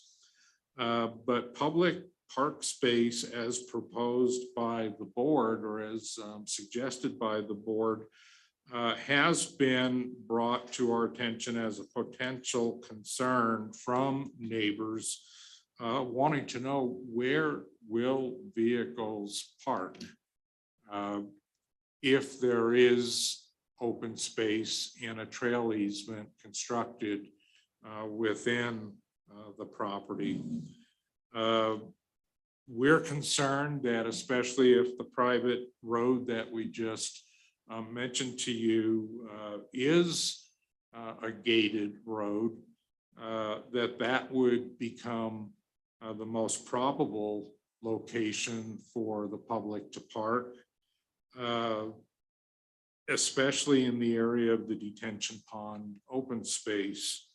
The road that you see is a cul-de-sac because we have no way of installing a road that passes through the project. So we're extremely concerned that the public has already been asking us, well, where will visitors to the park space and the trail easement park? And we don't really have an answer for that, and we haven't had any presented to us. We do have a concern with the homeless, the transients utilizing the creek. The property has been abandoned for a fair amount of time right now, so there have been occasional visitors that have utilized the creek, but this is a concern as it is with other creekside public spaces along West Colorado Avenue and Manitou Avenue. We're concerned that creation of public property along Sutherland Creek will likely result in an increase of homeless activity and increased concerns for safety, security, and insurance for the private homeowners who will be purchasing these cabins. I mentioned the Manitou Historic District, and I'm guessing that members of the Park and Rec Advisory Board either attended the hearing with council when the modification proposal went before the Historic District. We were denied by a vote of 6-0 by City Council to make any modifications to the existing portion of the Historic Cabin District. And we're needing to adhere to the historic design guidelines and criteria that were used and cited to us when we wanted to make modifications to the existing property, but also to the vacant portion of the property that will be developed. And we're just concerned that we've been denied the ability to make improvements to the property, as we define these as improvements, but the open space and the trail length proposed by the Parks Board, we're wondering what kind of not prohibitions, but what kind of limitations there are that the historic district would impose on that if we've been denied those considerations, are you also having to abide by those same guidelines? The bridge, the existing Breakaway Bridge that crosses Sutherland Creek is an extremely expensive structure. It's not a historic bridge. It was constructed within the past 10 to 12 years. But it is a valuable amenity for the property. We don't really wish to dedicate this asset to the city as it's an integral part of the Cabin District property. We do have some photographs on the next couple of slides. Taylor, these are yours, and I think it would be appropriate if you talk through them. So it's kind of difficult to show in pictures, kind of is why we were hoping everyone would have been to the site, at least to see where you guys are talking about having these accesses. The top left to center top and left top image, that is basically a 10-foot area and a drop off into the creek. So if you were to put a trail in that certain area, you're going to be at least 5 feet from that home. Otherwise, you're going to be in the hillside slope into the stream side, which that kind of goes back to our point of erosion. You're just going to be creating a trail on the hillside, which is very, very difficult to maintain. The bottom left picture, that's actually the Jocelyn cabin, the corner, which you're looking down into the creek. And again, from the creek edge to that cabin structure is 20 feet. So if you're based off of your all proposal, wanting access onto the other side, again, you're pushing up close to 10 feet within that structure's corner edge there. Really difficult to see on the bottom two right pictures, but that's looking actually at the bridge. That's going toward, or the center bottom picture is going towards Crystal Park Road. So our concern is if people are coming from the detention pond area, walking across that bridge to connect back to the trail, the narrow trail, they're likely just going to pop onto Crystal Park Road and walk back down. And again, that's going to split two cabins there, about 15-foot wide driveway access there. So you've really got no way to contain public in that specific area. People are just going to wander wherever they want to wander unless there's a big fence up there, which completely ruins the visuals of the property and goes against what the Manitou Historic Preservation is trying to set up for us there. So those are those images. And again, it's much easier to see on site, and we'd be happy to show people around when they want to take a look at this and see why we have such big concerns with the proposal. And just additional images of the same areas where you've got substantial hillside and a close proximity to existing structures. Again, you're dealing with about 5 feet between structures and trail, which as a homeowner, I would guarantee 95% of people would not want the public walking arm's distance from their house on a daily basis. So that explains those.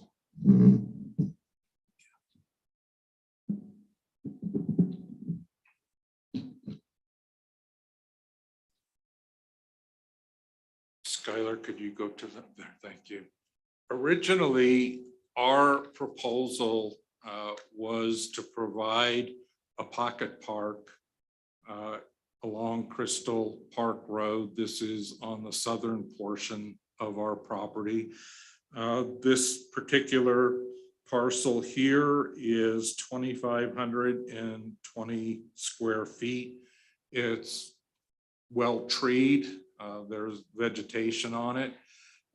We've never been given any criteria as far as what a public pocket park would encompass as far as amenities that the city might like to see on the property. If it's a passive type of amenity for sitting space or for reading, or we're not really sure what was contemplated when this was proposed, actually several months ago. This location on the southern end was actually proposed when Michelle Anthony was the planning director.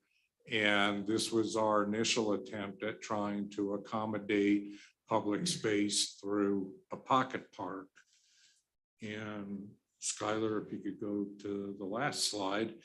In addition to the southern area, we're also offering an additional 5,953 square feet of pocket park space. You see two different color greens here. The one that's right at the intersection of Sutherland Road and Crystal Park Road is the actual 5,900 square foot public pocket park space. The darker green was one of two lots that were originally proposed for new development of another cabin. And what we've done is split this so that a portion of it is public park. And I said, this is in addition to the pocket park that was on the previous slide on the southern end. And this would still allow development of a new residence on approximately 8,700 square feet, which is the other colored green parcel. The pocket park in this location would afford access to Sutherland Creek, which actually is the southeastern boundary of this particular lot. So we're very aware of what the requirements were for providing open space. We had discussed what types of open space were appropriate to try to accommodate the public on the Manitou cabin site. This goes back over a year. This application that we're working on and still hoping to get to the Planning Commission and City Council one of these days has actually been in process for about 16 or 17 months now. So we've always been aware of what our responsibility was for open space on our property.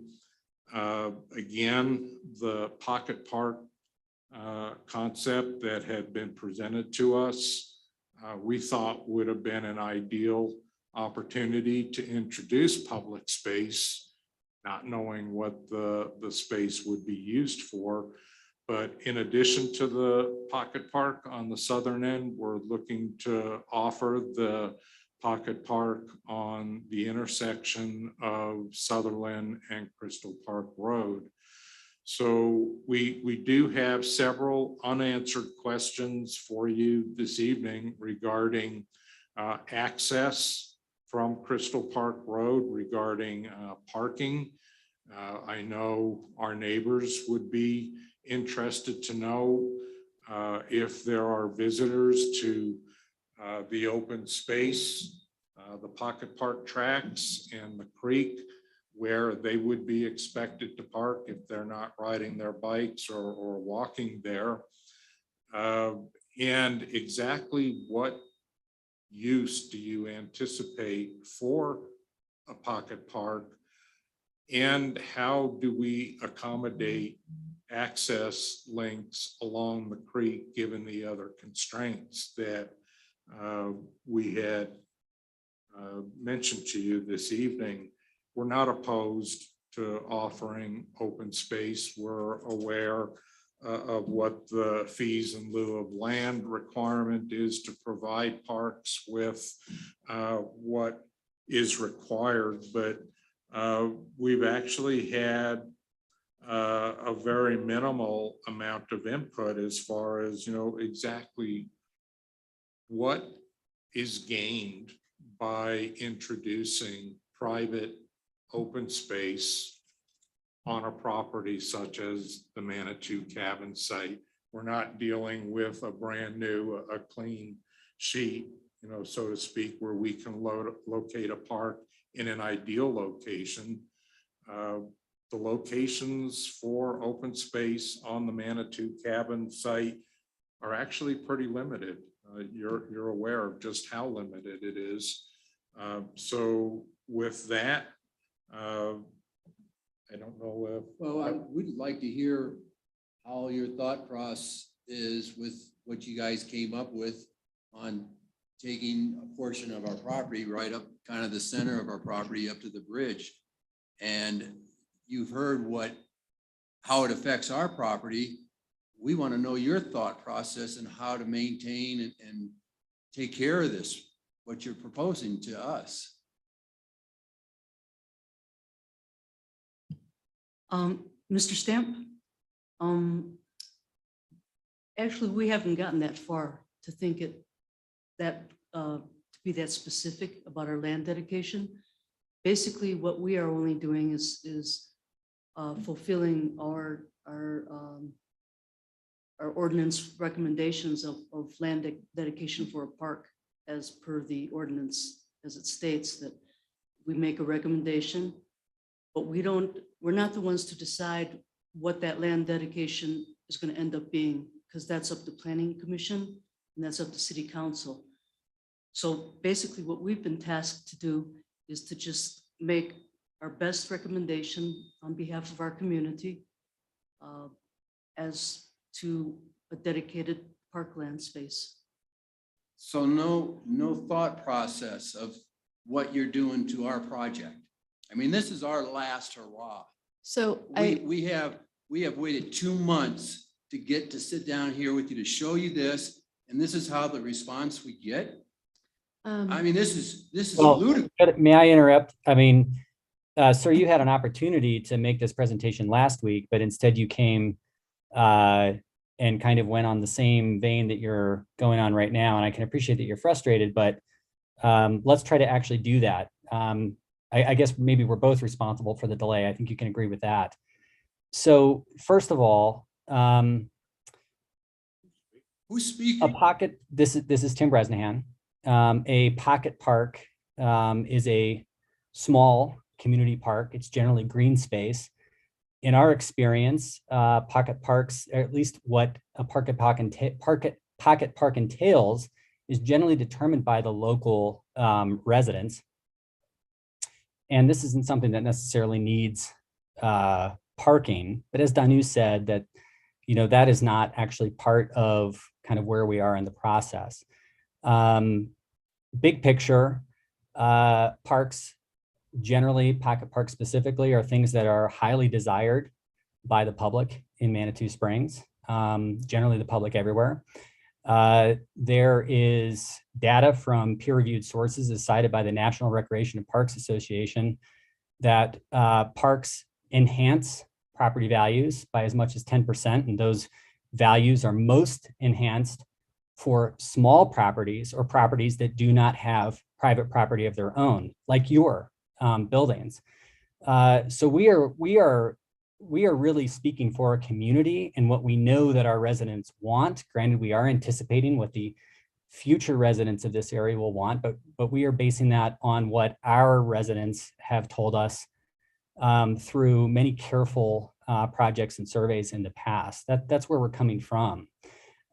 This is not something that I personally want to impede your ability to build housing. And I don't think that anything that's been proposed actually takes away building. If it does, I would reconsider kind of where things are, but I've not seen that in what you proposed. For the things that you have proposed, like insurance concerns, fencing concerns, and things like that, I would welcome evidence to support what your concerns are. Right now, I don't see any evidence. I can appreciate that you have concerns, but again, that's got to be balanced against what we know that our residents already want, and what we know does for property values positively. So anyway, that's where we're coming from. None of us want this to be a burden for development. And like I said, me personally, I don't want this to impact your ability to build housing. We do need that. So anyway, that's my part. I welcome ongoing constructive discussion, and would appreciate it, sir, if you could refrain from negativity and any attacks on individual members or the board in general. Thank you. Started off your conversation by saying that we were supposed to get together a week, or we had an opportunity to get together a week ago. We had this opportunity a month ago when you did not participate in the discussion, but instead expressed your personal displeasure and frustration and then left the meeting. We were told originally to not show up at that meeting initially. So we did not show up. My father just actually happened to show up online just to see what was being talked about. But we were told that we were not going to give an opportunity to speak. So we're here now, right? And again, like Tim's saying, we're trying to help you progress, because we do like your overall vision for, you're fixing a lot of the dilapidated cabins, and we're not here to stall, but we also want to ensure that we are fulfilling our jobs as PARAB and fulfilling the master plan that the city and the residents want, right, in the community. And so while we don't have the finite details of what we're going to do with the park, we do have an overall vision for Manitou Springs and where we're headed with the direction. So it's not willy-nilly, we're like, let's land grab stuff. That's not where we're at. We're trying to, fulfill the master plan, which is documented if you'd like to go and see it. But pocket parks are a huge part of that. And so part of that is providing the open space for these folks. And I do feel that your property value will significantly increase with having that pocket park, because again, I'm a resident in Crystal Park, so I'm very well aware of what's going on in fencing and whatnot. But I think it's really important to think about what is best for the overall community and how we can proceed. And we're not attacking you. And like Tim says, I would love to see some actual factual data when it comes to insurance, when it comes to fencing, when it comes to access, when it comes to the homeless folk. I want to see the actual quantitative numbers. And I'm sure you can provide that, but if that would just help us with our overall goals, right? So some of those hard numbers would be great. And what we're trying to do with this is with the creek access, again, in that side of town, it's part of the master plan. We don't have pocket parks, and it will increase your property. And when it comes to parking, these are residents, including your residents who are going to buy the property, who will benefit from this pocket park. Just going back to Tim, your comment, you said I used a lot of negativity. This is kind of been 18 months have been bullied, pushed around. I hate to even say it, lied to, but this is America, and this is supposed to be freedom of the speech. And whatever I say is my opinion. And I take really offense, Tim, that you say this is negativity. I'm just talking about what we see on the project and how you guys are handling it. And to throw the negativity at me, it's just another thing that just making me so frustrated with dealing with the city of Manitou Springs in general. We're just trying to Okay, really create a quick. situation. Let me finish, please. We're trying to create a situation where it enhances the whole city. I've repeated this numerous times. I called Danu up. She gave me her phone number a couple months ago. I called Danu up and said, hey, I left her a message. She says, you left me a phone number. And can you give me a call, Danu, so we can try to figure this out and work this over to speed this process up? Danu, did you call me back? I didn't. I was actually getting ready to go out of town, so I didn't have the Yeah. time to. So meet with you. again, please That's what remember, that's what we're battling. But But- also, Mr. Stamp, I decided that it wasn't my place to be part of the team to be negotiating. I felt it was more appropriate for Skylar and Hannah of the planning department to be dealing with it, not. And so It's not I'm me. gonna try to settle this a little bit. So I'm trying not to attack anyone or do anything. Tim, your comment about taking away homes, what you guys had proposed, you're removing 2 of our most desirable lots, easiest to develop, which we came to grips with and said, okay, maybe this makes sense with the pocket park because there's access from Sutherland Road, Crystal Park Road. That's a great little spot for a pocket park. We agree that makes sense. But I think our biggest concern is what you guys are looking at doing of encroaching into the property and not really knowing how you're gonna manage that. That has us really concerned, and it does have a big property value loss for us. Because, I mean, we're trying to make this a really nice community, but if you're having people come from the public walking all over your homes, and that's gonna, I think, reduce property values. Bill Bowers Park is a really good example of what I think could happen at that corner. But if you notice, it's a corner, right? It's a nice, perfect little corner. The open space behind it's private land. It's not public. People can't just walk in and go to people's backyards. So that's the concern we have. And we're just asking you guys, if you don't have a plan, why would we agree to it? Because we don't know what's going to happen. We don't have to make this a major subdivision. We can retract it and make this back to its original intention of being a rental property. So there's going to be no dedicated land, no pocket parks. So we're trying to come to this mutual agreement that makes sense for both of us, that we can give the community what they want. We can move on and do things that we need to do to finish the project and make it the project it should be. So. Chair Fat, if I may make a comment. For the record, Hannah Van Nimwegen with the City Planning Department, the new City Planning Director. So if I can be an intermediary between the situation that Manitou Cabins finds themselves in and the position of PARAB. Tonight, the intent was to provide an alternative to see if that would be potentially supportable by the board. And so I appreciate the recent comments to find a mutual ground. So we've heard that the motion from the previous meeting wasn't something that the development team could support, but they're coming back to PARAB with this alternative to see if that would be something that PARAB could support instead. I would be hesitant to have the City Planning Commission work out something that maybe they aren't really sure if PARAB is supportive of. So if we could talk about if this alternative is something that could potentially be supported by PARAB, I think that would move the project forward. Well, then, just to clarify then, what you folks are proposing is the one corner lot, Sutherland and Crystal Park Road, and that other small corner lot on the opposite end of the property, right? Correct. Right. Yes, Commissioner, that is correct.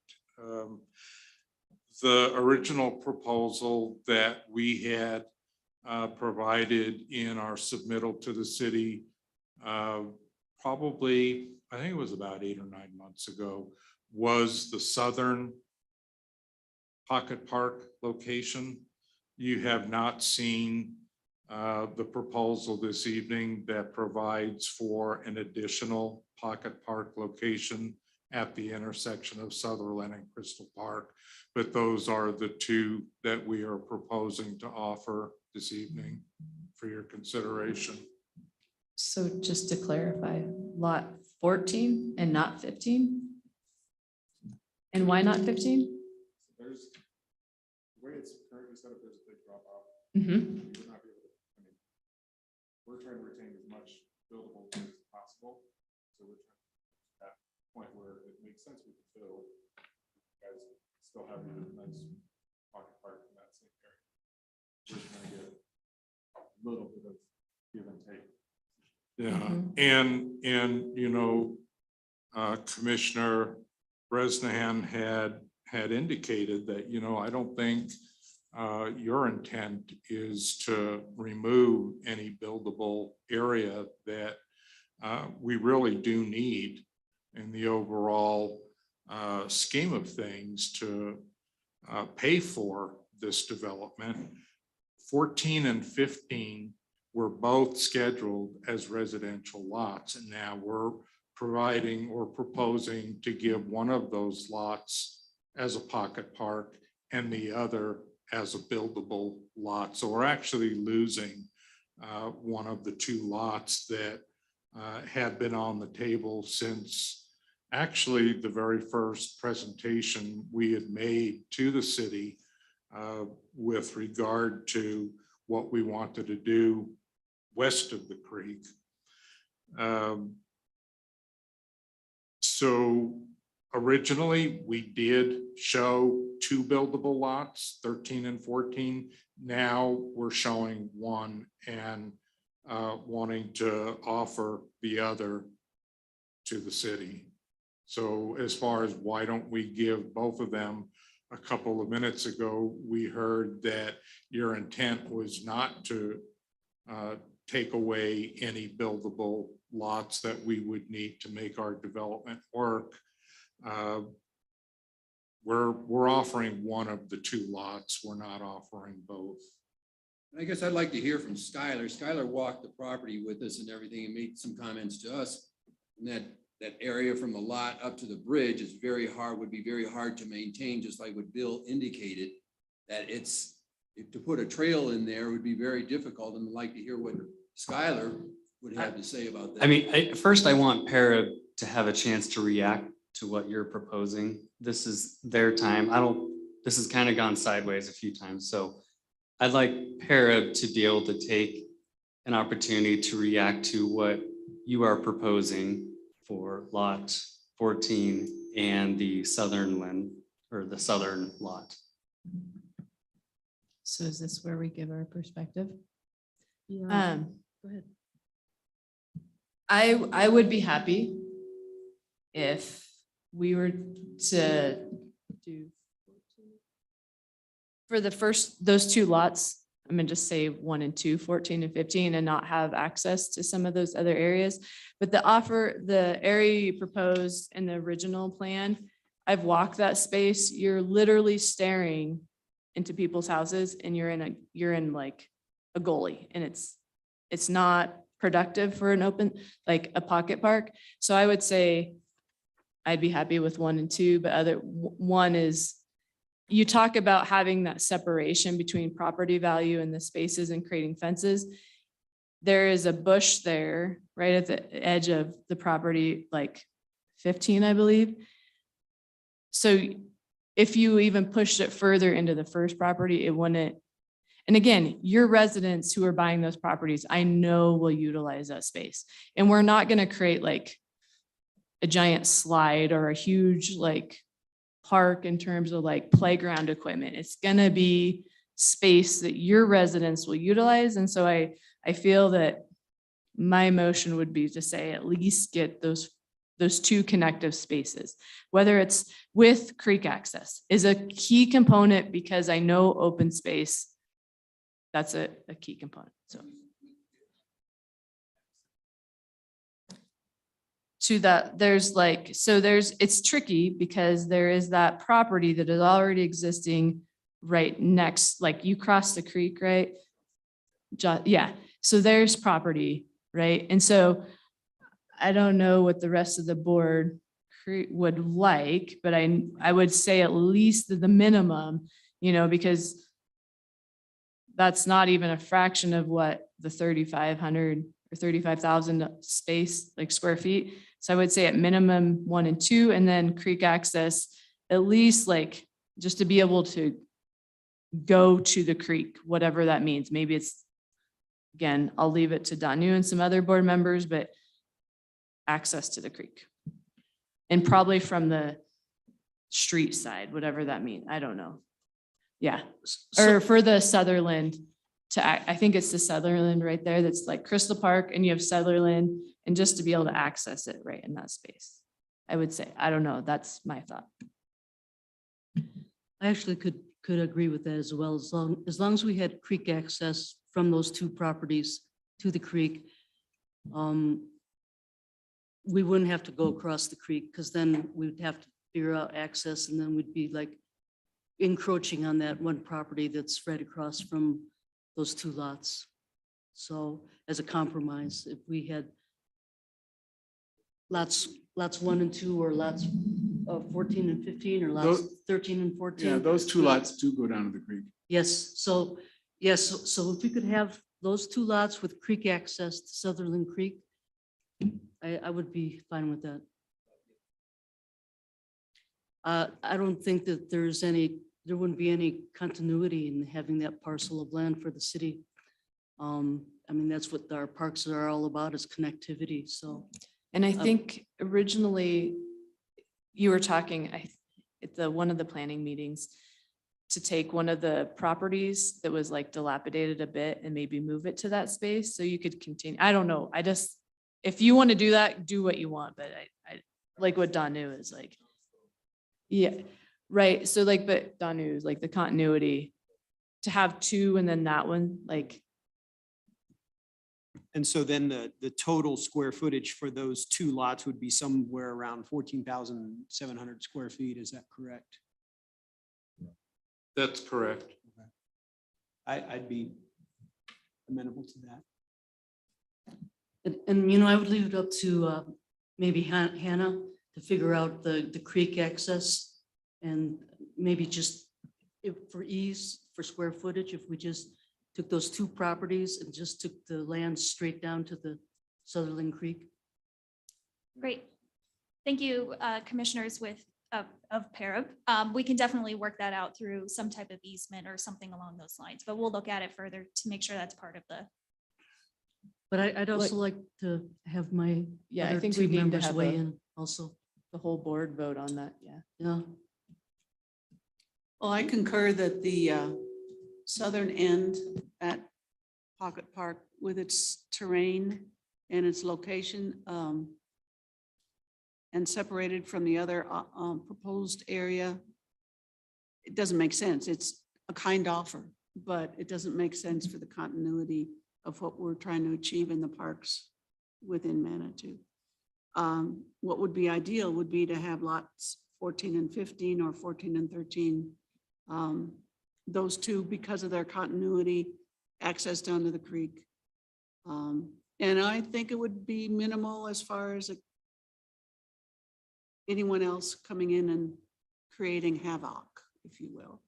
I might be a cockeyed optimist with that, but I presume because there's not 2 pieces that someone will say, well, I could walk between these 2 on the creek versus just having one section.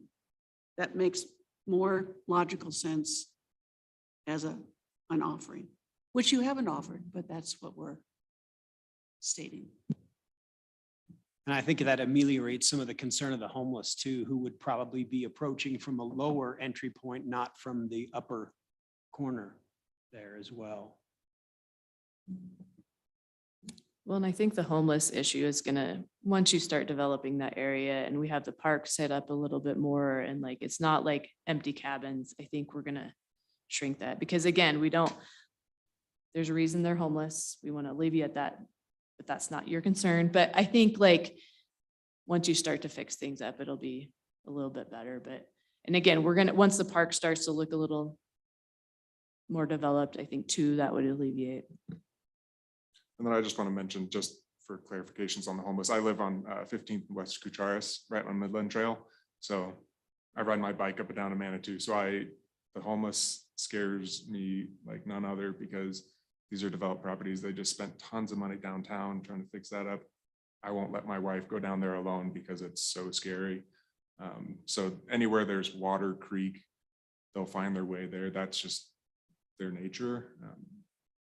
If I was homeless, that's what I would do too. So that's just the nature of it. So that's where my major concern comes from homeless, of just personal experience of them going from Midland Creek to my house, having them camp on my fence, which insurance did require to put a 6-foot fence. So it was a little frustrating in that sense. I think they like Soda Springs Park better. As owners, so we do that, those two lots, the one lot next to the cabin, I don't know how close that is to that. I mean, Yeah. that was the only thing, is I don't know if there's a compromise where you give us some sort of 10 feet away from that, so it's because it goes right up next to that cabin or whatever. I don't know. We got any, you guys got anything back there? How close that is? Well, the reason why we didn't want that is because we need that space for parking for those Units. units right there. And they have to have a barrier space. Otherwise, the park is going to come right directly up to the cabins. I mean, it's just not, it's not feasible. So we would have to find a setback from the existing cabin to your lot line, just to give proper setback, just like the Bill Bowers Park, they have a pretty good buffer. So if we were to give that lot, I think just making sure that there's a substantial distance. If we were to develop that lot, there would be, I think it's like 15-foot setbacks from property lines, 10 to 15 feet. So But isn't there that like, there's that giant bush that's right there and there's actually like, there's a burrow, yeah, there, like, yeah, right, that's where like, that's like a natural. yeah, like, that's a we're natural- not like, this is the property, like, I think that we're amenable to some of those things, We but have to have a reasonable barrier. yeah, we're reasonable. And we, again, like what Tim was saying, we're not trying to like, we're taking all your property, right? We want it to, you're doing good things. We want to like contribute and still have that open space, right? So let's work together to find the exact lines and all that, right? What kind of timing? Because we're under the gun of we're losing the real estate push or thrust that we had. I know it doesn't concern you guys or whatever, but the more we give up and the longer this takes, the less attractive this deal is for us. Well, and I think the other thing that I think is important, you know, you keep talking about, my husband and I are Manitou residents.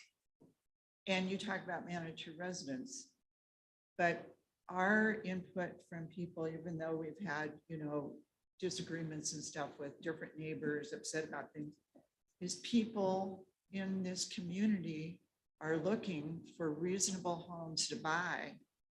There are no new lots. There are no homes for people to buy. 45% of the population in Manitou rents. This is a development that a lot of working people in the area, young families, they really want to be part of this community that we're trying to do. And so when you talk about the fact that people in Manitou, you know, want parks and stuff, I agree, you know, but we do have a lot of parks. We have a lot of parks in Manitou spread. But out. none on that side. Yes, actually, you go up the street. No little bit, pocket parks on that side. And that's part of the master plan. And that's what we're trying to But I utilize, right? think housing and the opportunity for young people and people in this community to be able to buy reasonable homes exceeds the fact that there's little pocket parks here and there. I think if you were to ask people in the community, the fact that they want to be able to purchase a home in Manitou is very important. So we can go down that route, but I'm a doctor in social sciences and study economics, and Manitou is not affordable. So we can talk about that. That's a whole nother issue. we're just trying, we're a PARAB, we're trying to ensure that we have the master Well, plan. can I explain why it's less affordable? Is because there are so many barriers for anybody, frankly, to develop or make housing in Manitou. I don't think we don't dispute that. We agree with you on that, but Okay. we're just talking about our land dedication right now. Yeah, because I think it's really important that you understand our role as an organization. I Because that understand. seems that the lines are getting very blurry. We don't make those decisions. We don't make the rules. We follow them. So in the end, ultimately, there's compromise on both sides. And I think that we've been very clear on this side that we're willing to talk and have that dialogue that you're seeking, which is what you're asking for. So I think that we've made some really good movement tonight. And I say that let's step forward from here. Let's all kind of walk away, catch our breath, figure out where we're at, figure out if the proposal solves some of the problems that you're discussing here and solve some of the issues that we're concerned about. And who knows where that'll go. But if we don't move forward, again, we're just gonna stay where we're at. Commissioner Fact, can I make Chair Fact, may I make another comment? Yes, please. Thank you. So again, for the record, Hannah Van Nimwegen with the City Planning Department. So in order to move this conversation forward, what I'm hearing from the development team is that potentially you guys would be supportive or okay with a dedication of lots 14 and 15, as long as there was some flexibility on where we drew that line. And so if the PARAB board With is- creek access. with creek access, thank you. As long as the PARAB board were comfortable with that, and let's say, generally speaking, where that existing fence is, being a good place to start that park location, I think the development team would appreciate if we could make a motion tonight that would say that you're supportive of that particular action so that we could draw those plans up and bring them forward to the Planning Commission. What kind of timing, can you push it, but we don't have a finite on that lot line. And so we present a lot line that hopefully you are okay Mr. with and we're Stamp, okay with. I think what we're proposing tonight is that generally we can work that out between us in the planning department, but today at PARAB, as long as they were okay with that, that the fence line generally being where that lot line is, we can work out the specifics. I make a motion that we, as a PARAB board, agree to 14 and 15, if we understand those numbers correctly, with access to the creek as our pocket park for this development area. I second that. Discussion? Okay, then let's vote. All in favor? All in favor? Aye. Aye. Tim? So we have 5. Tim, are you, what's your vote? Aye. Okay, Aye. so there's 6 that are in agreement with that motion. So should I write up a new recommendation then, Hannah, and submit it to planning? We can take the motion from the minutes and I can type something up and share it, just make sure it's reflective of what you would expect. Okay, great. Thank you. Absolutely. Yeah, that'd be awesome. We were concerned that the last couple of times there were 2 different motions that we had seen. One that was presented to the Planning Commission and one that was actually, I think it was your motion, that was considerably different than the one that you had gone in with. So if We are proposing 14 and 15 with creek access. could see that, Hannah, if you're going to draft that, that'd be excellent. I think that would give us the assurance that we're all on the same page here. And we understand as far as where you would like to see the lot line located, and between our planning team and our engineers, we can locate that, I think, to accommodate what you're looking for.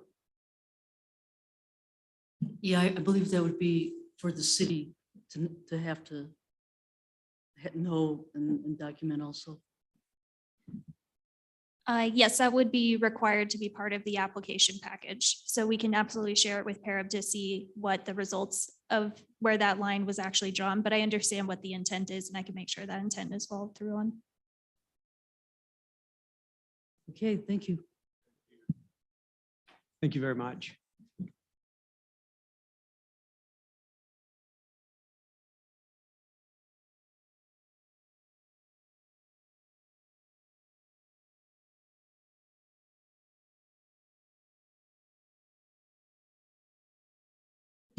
Moving on to reports. I don't have anything to report from PARAB. Michelle Weatherholt, I don't know, do you have anything that would be pertinent to PARAB? from council to know about? Can you hear me okay? Yes. Dana? I do not have anything to report from city council. Okay, thank you. Thank you. We have the OSAC minutes that are included. We have the Park and Rec Department. There was the Director's Report and the Parks Monthly Report for May. And we'll just move on to old business. So I know Skylar wanted us to approve the tree ordinance. I didn't have a chance to read it, but Tim, you read it. I did make a few notes to Skylar about clarification about, I read in there that it was city council who would appoint the tree board, and that's not accurate. So that was just what I wanted to ask him about, but we can table this until he comes. New business, we talked about the Soda Springs dumpsters. I assume everyone's on board with that. We just have to come up with where it goes, and I think Skylar wanted to be a part of This is that. those dumpsters we were talking about in the last presentation. Yes. And that's, just to be clear, those have to be in the park, correct? Yes, they There's do. no way around Because the that. businesses have to access them to dump their trash Okay. in there. Okay. Yeah, yeah.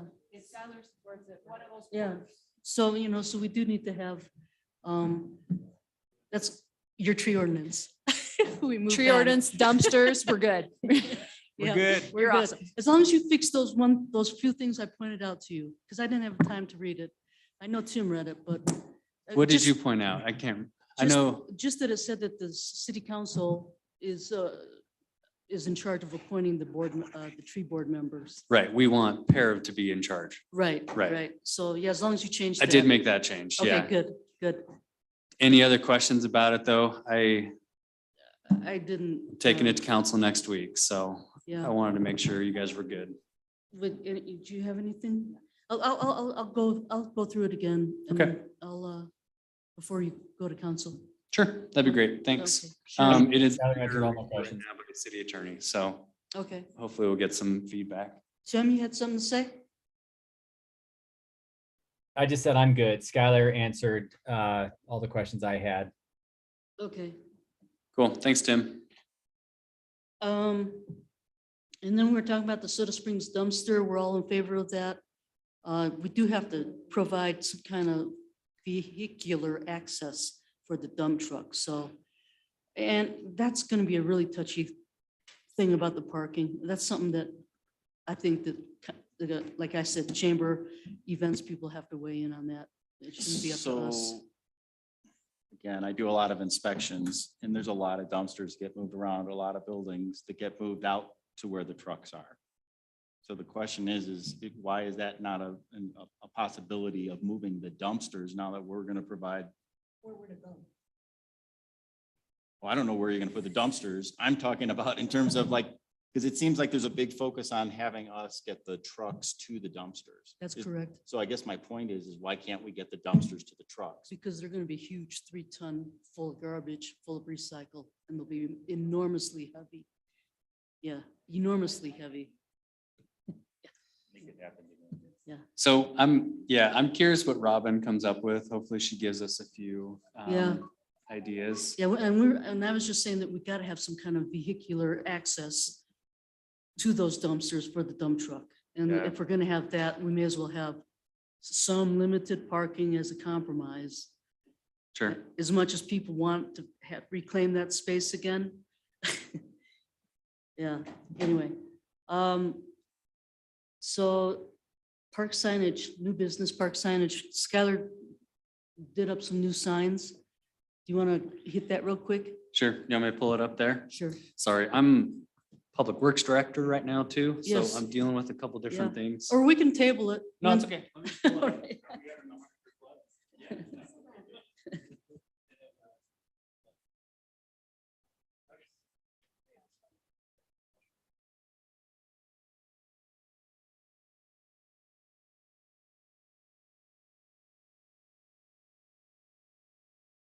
What do you think?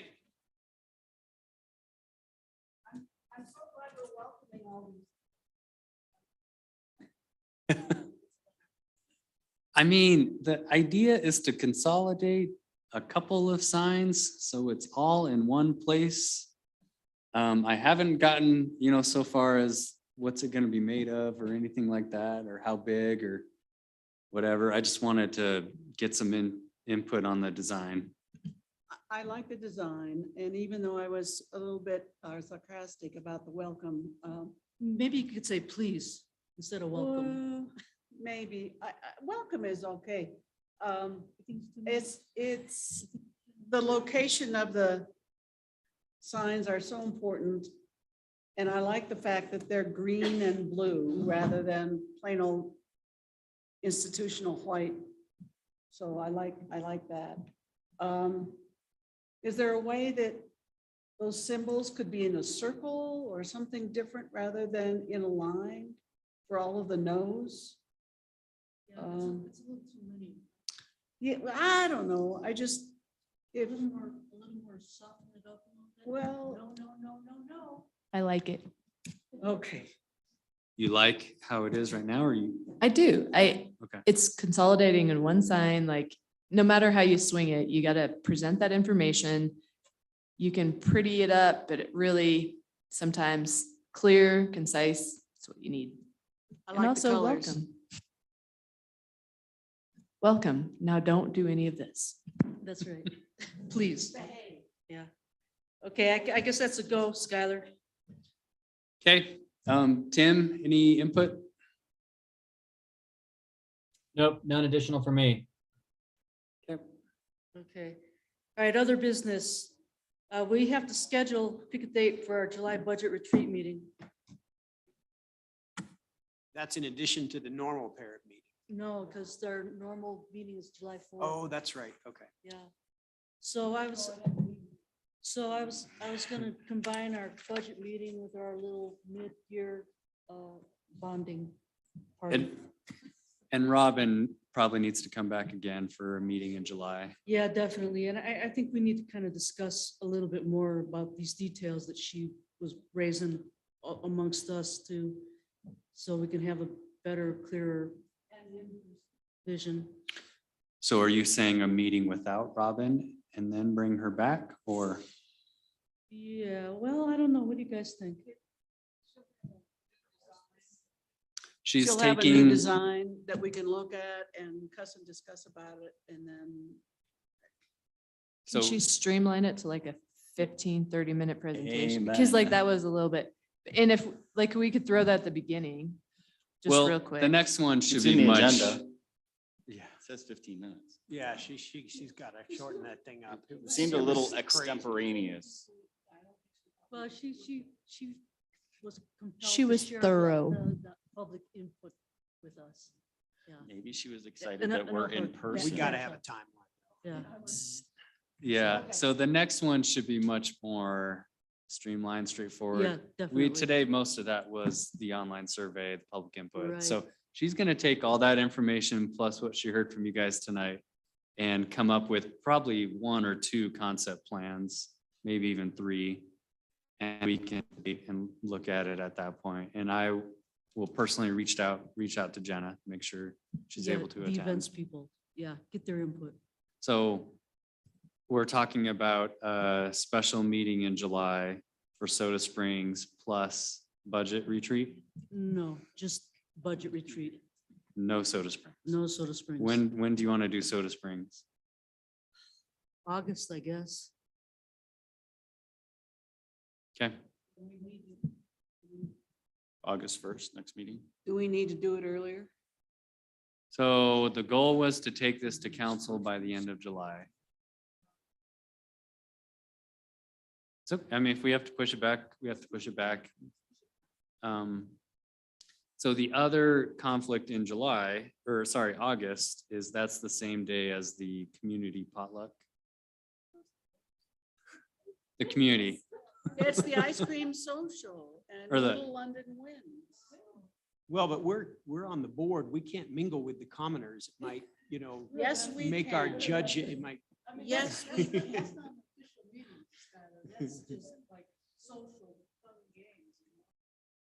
Yep, So wait, I'm what- just the messenger here. I was asked What- to. yeah, when does that When ask is that? PARAB to- It starts around 5.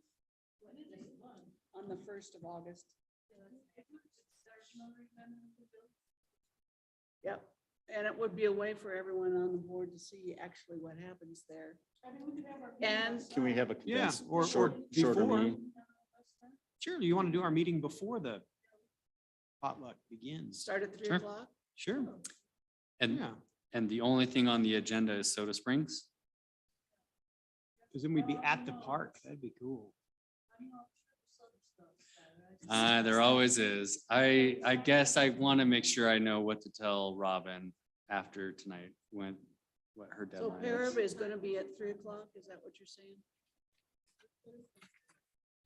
So the hard timeline is like probably September, because I need to get it in the next budget cycle and also figure out if we need to go after a GOCO grant. So the sooner the better. That's why we're trying to wrap this up by August, so that gives us time to identify funding.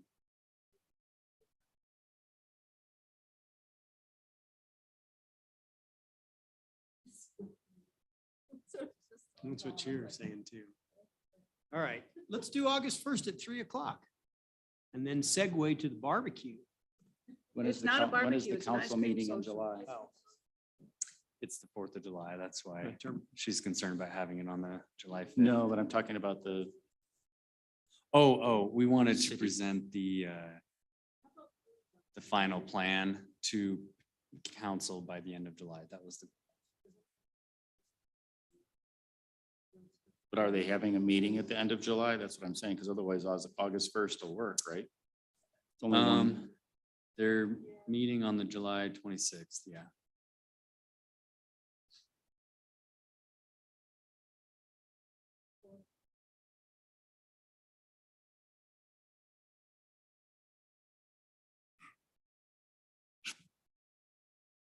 Twenty-fifth. Well.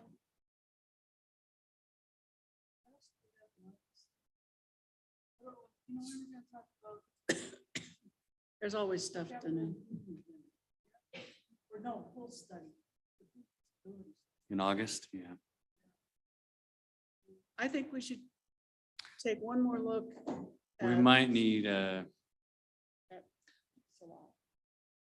yeah, we might need to do it in July, like July mid-July. 25th. It's a Monday.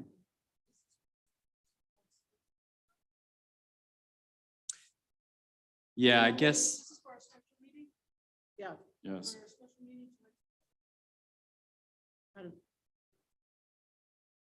So far, I'm in town. We oh, got two. I'm not. Hey, Tim, are you still on?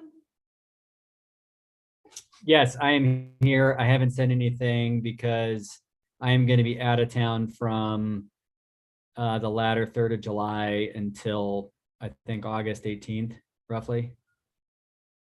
Right then, Where so to, friend? earlier in August. Will you have Zoom access, Tim? I don't know. Some of that possibly I'll be in New Hampshire, and then the rest of it I'll be in Indonesia. Ooh, can I come with you? So don't, yeah, sure, come on, come along. Don't pity me, join me. How about July Bahasa 11th? Indonesia, ya? I'm just asking. You that, guys- you shouldn't say no. I don't know, July 11th, I mean, what about July 11th? What were the dates that Chris had going?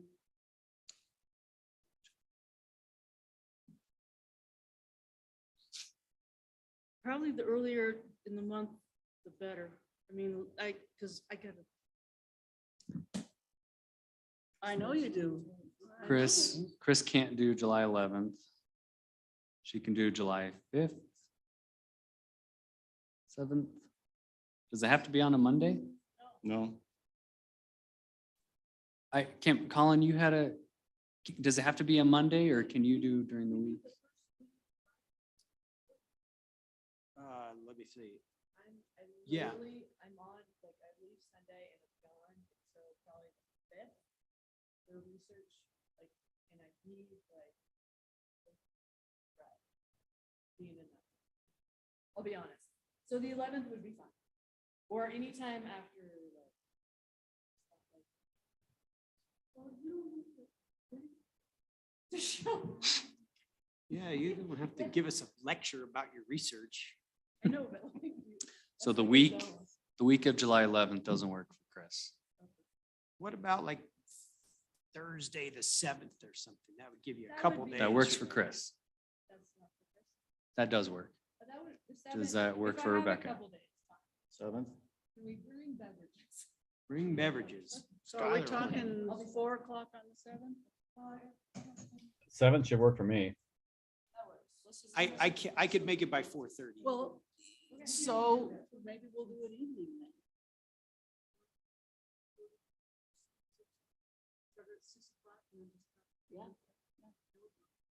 6 o'clock on Thursday, the 7th? Sure. Got it. Done. 6 o'clock, Skylar. Oh, wait, my mic was on. Hold on. Turn that off. All right. Okay.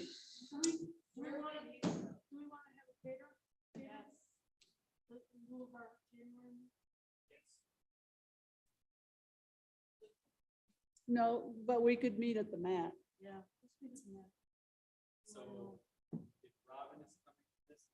Oh, no. We didn't schedule Robin.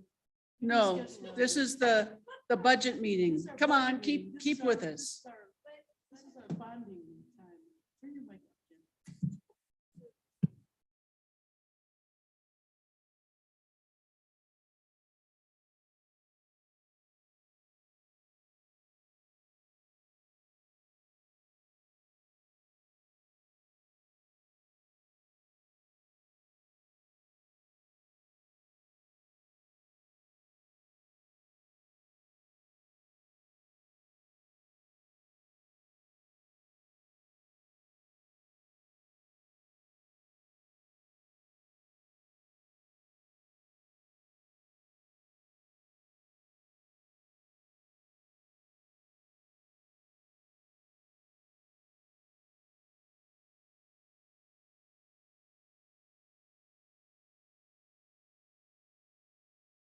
Tim, can you be in person?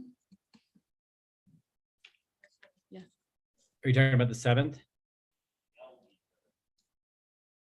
Yes, Tim. Tim, the July 7th? Yeah. Yeah, I believe so.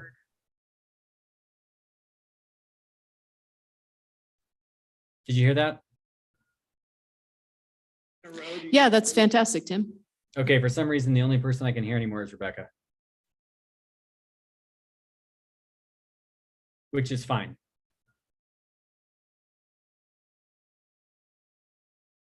Okay, meeting adjourned at, wow, 9:10. Oh, thank you.